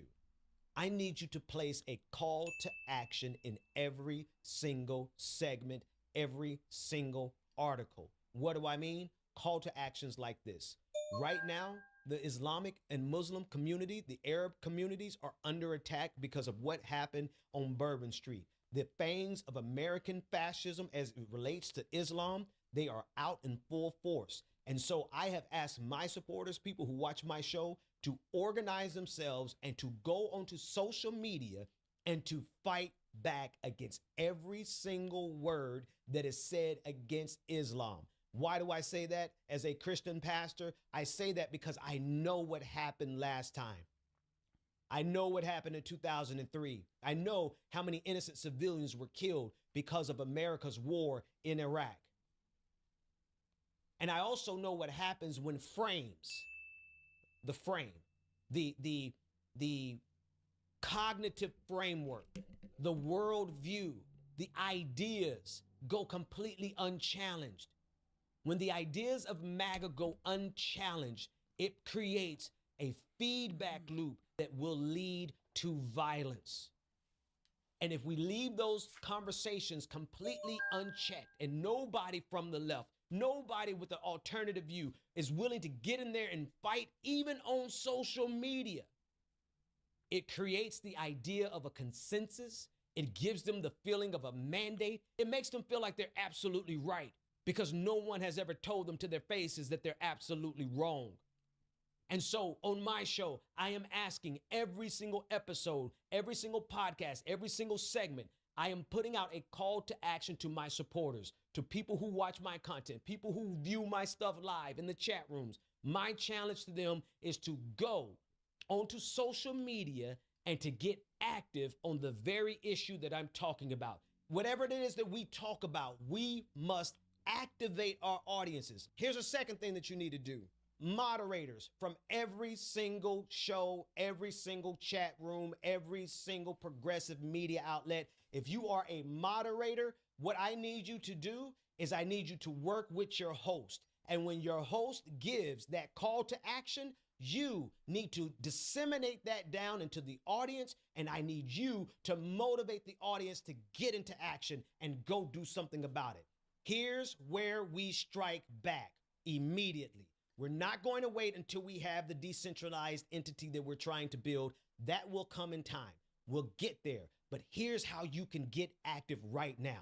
You are a moderator of any progressive chat. You become a key organizer in this movement because you can take the call to action from that host and you can disseminate it down to every viewer and insist, encourage, and push and say, go get into action. And what does that do? Every day, every episode, every clip, every segment, we have a body of people who get off of YouTube, get off of Facebook, and they get off of Twitch, and they go onto social media and they fight back. And they fight back with the information that they just got from the host. They fight back with the talking points that they just got from the host. They fight back with the team of people that they just squatted up with in the chat room. And you get on social media and you push back against MAGA narratives all day, all night, nonstop. The battle is in the public square, and the public square, for better or for worse, is social media, especially Elon Musk's Twitter. Nobody has to do anything I say. I'm simply putting it out here, and I'm asking you. For every progressive media host, number one, we need you to give a call to action based on the segment that you're in. I really do need moderators. If there's any moderators out there and they see this part, you're welcome to join my channel as a moderator. If you ever see me, just let me know. Yeah, I'll do this call to action stuff. I'll let people know. Don't let a segment end without a call to action. Number two, the moderators, you take that call to action and you make sure you not only have the call to action, but you have the information, you have the links, you have the memes, you have the graphics, you have whatever the audience is going to need to move into action. The host makes the call to action. The moderator disseminates that call to action to the people in the chat room, and you encourage them every single segment to go onto social media and to fight back. Pick a fight with MAGA. Pick a fight with MAGA. That's what you pick a fight with MAGA. Don't be afraid of them. Don't be afraid of their trolling. Troll them better. See, this is the other thing. Like, I don't know how long this video is going to be, but I'm just going to say what I got to say because we got to say it and we got to move on. We got stuff to do. We got battles to fight. But we run Twitter. We built it. We understand how this place goes. We built social media. Leftist movements help build social media. And we're not shocked. Don't be scared of 4chan trolls. Most of them are insecure men children, emotionally stunted teenage boys trapped in middle-aged men's bodies. We combat them. We fight them, number one, because we're right on the issues. Number two, we're right on the facts. Objective reality aligns with progressive values. That's not necessarily always the case, but overwhelmingly, the objective facts of a matter align with progressive thought, or else we push back against it. And so you not only have the objective truth on your side, but when you go into battle, you will have your squad on your side. You will have your friend from the chat room flanking you on the left and your friend from the other chat room flanking you on the right as you go into battle with MAGA. What difference does it make? Well, come on. If we understand that the rightward shift in this country came as a result of conservative media and conservative social media, then it stands to reason that we have an opportunity to weaken that by getting back into the fight. Cenk, we need you doing this right now, brother. More people would hear you. More people would have heard this from you utilizing the platform that progressives trusted you with than will ever hear it from me and my small little platform. But I'm going to do the best I can to get it out. And I need all of you to share, like, and subscribe to make sure that this message gets out. Here's the next thing that we need you to do. The moderators have their role to play. The supporters, the fans, the listeners, the viewers, you have your role to play on social media, but you have a secondary role to play. You need to become an evangelist for progressivism. You need to understand what it means to be progressive. What are we fighting for? We're fighting for the marginalized and the least of these in every single issue. We fight. Simple as that. If there's an underdog, we fight for them. If there's an oppressed group, we fight for them. If there's someone being marginalized, we fight for them. If there's poverty, we fight against it. If there's homelessness, we fight against it. If there's sickness, we fight against it and we advocate for health care, Medicare for all. If there's war, we fight against war, but we also recognize the aggressor in the war. We must understand our progressive values and never allow anything to betray it. That's the only way that you will be able to tell your neighbor and your friend about it, your coworker, about why they should support progressive and leftist ideas, because this is what we stand for. What do we stand for? We stand for community. We stand for community. Come, let us reason together. We stand for unity. We stand for equity. Yes, we stand for equity.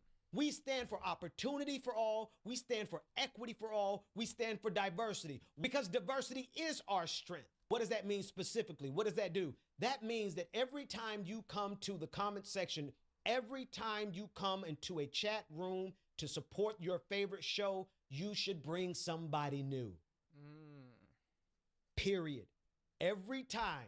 We don't have the millions of dollars to get our content in front of the eyes of millions of people, the way Ben Shapiro had $100,000 a month to promote his show to the stratosphere that it's at now. Progressives will never have that. Not now. But what do we have? We have people who truly believe what we're saying. We have people who truly believe in these values. So what does that mean? You need to go and tell someone else about it. And you need to tell them about this person that you're listening to and why it is, what you like about them, what's so important about them. You need to send them clips. If your content creator can't create clips all day long, you need to find your favorite section of that show, clip it, record it on your iPhone, record it on your Android, and send it to somebody. You need to be a recruiter for progressive values. So there you have it. There are 3 specific things that we can do right now in the aftermath of the demise of TYT and the fact that we don't have a centralized media platform that can help guide us. We don't have a centralized leader who can help guide us. We are on our own.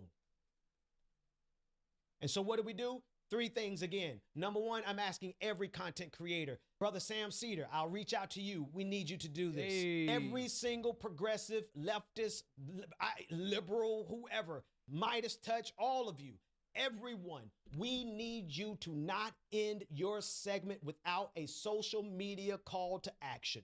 Why a social media call to action? Because number 1, it is significantly important in terms of the public discourse and the public square. That's where the debates are happening, and we need you back into the fight. And so we need, number 1, every host to close their segments with a call to action. Number 2, we need the moderators to connect amongst all moderators, to create your own network of moderators. Set up your own moderators Discord where you can house and store all of the calls to actions, all of the memes, all of the graphics, all of the talking points, all the links to articles, and we need you to bring that to bear in the audience. And when a host gives a call to action, you have information there immediately accessible for the audience to grab and go into action.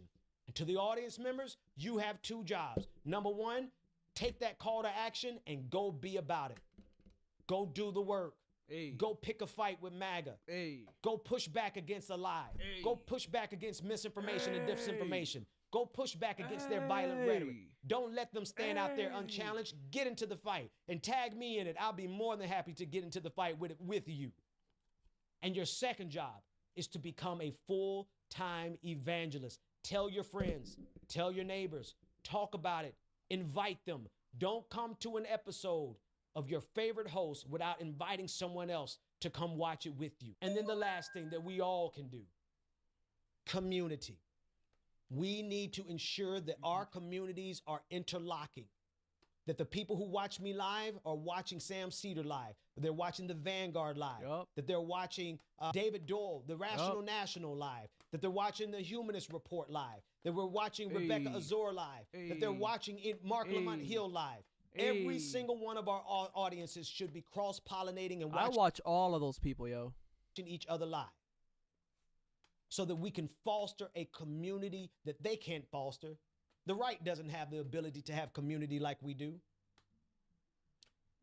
So that's it. I did not want this video to be a video of me simply going after Cenk Uygur. In fact, I hope that you can see that I'm trying to offer a modicum of grace to him. And when I think about the possibility that he's over there trying to tamper down on the most violent tendencies of MAGA by being a sacrificial lamb, I respect that. I think he's wrong in that you cannot appease a fascist. You cannot appease a Nazi. History has already taught us that. But if that's the role that he has chosen to play, then so be it. Simultaneously, that means that he can no longer identify as a leader of the left because he doesn't speak for us anymore. He can no longer say that he's a leader of the leftist wing of the populist movement because he doesn't speak for us anymore. He can no longer say, and he should no longer be able to parade around, carrying around the idea that he is the owner and the leader of the biggest progressive media network in the country. Why? Because progressives gave him that title. Yep. Because progressives built TYT. Our dollars built TYT. Our views, our clicks, our shares built TYT. And we did not build it. Every single one of us, including me, we did not build TYT to have the leader of TYT turn around and go and surrender to MAGA when we need to be fighting MAGA like No, we didn't. I didn't agree to that. hell. Be sure to download the article. Be sure to read the article. TYT is dead. Long live TYT. I did a much better job there. I don't have a teleprompter, so I just got to go off the top of my head when I do these things. But it's outlined in the article. TYT as we know it. TYT with a charismatic leader where we trust that his private company, that he's the CEO over and he has all control over. That model is dead. That model cannot be sustained. It has betrayed us too many times. But what people hoped TYT would be should always remain alive. In fact, if the 75 people who work for TYT were given the opportunity to be that decentralized hub. Cenk, I just want you, if you truly are doing what you're doing because of out of fear of what MAGA could become, then hear me out. Turn TYT. I know you won't do it. I doubt very seriously that you will do it, but I got to ask you anyway. Turn TYT into a decentralized co-op. Ooh.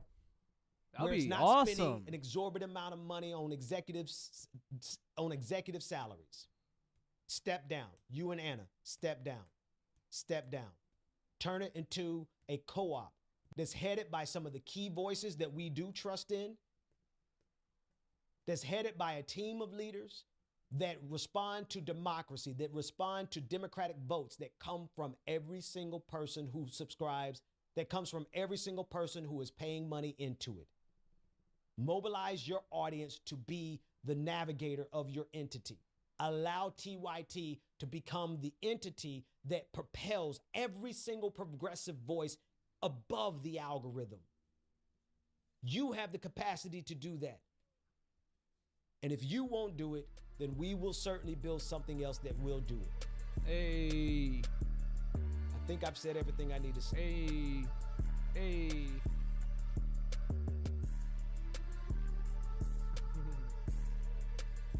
That AI is crazy. 2062 to 2024. That's funny. Alrighty, y'all. I think I'm gonna end the show here. That was fun. You guys like this hammer? Look at this hammer I bought.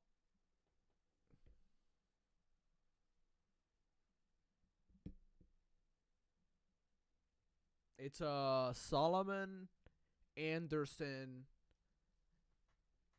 blacksmithing hammer, but Damascus steel. And this is to pull out nails, apparently. It's pretty lit. I mean, it has some little imperfections on it, but whatever. It wasn't that much money, you know. But yeah, I want to start blacksmithing soon. I've been watching a lot of blacksmithing videos. I think that'll be really fun.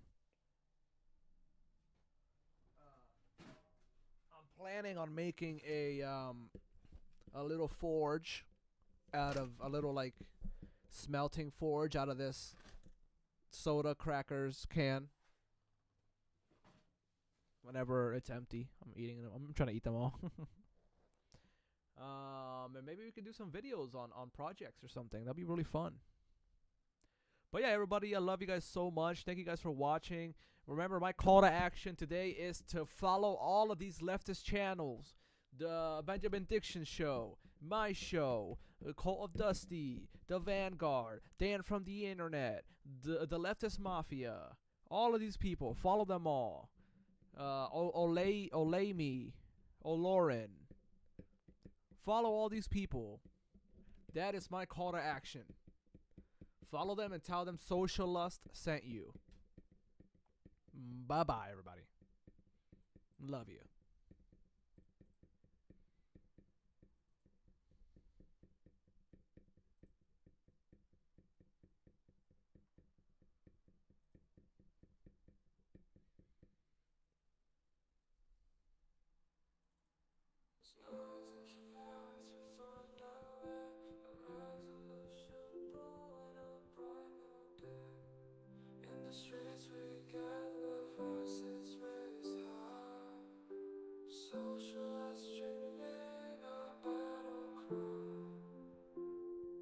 You've been so out his heart, blowing clouds of light.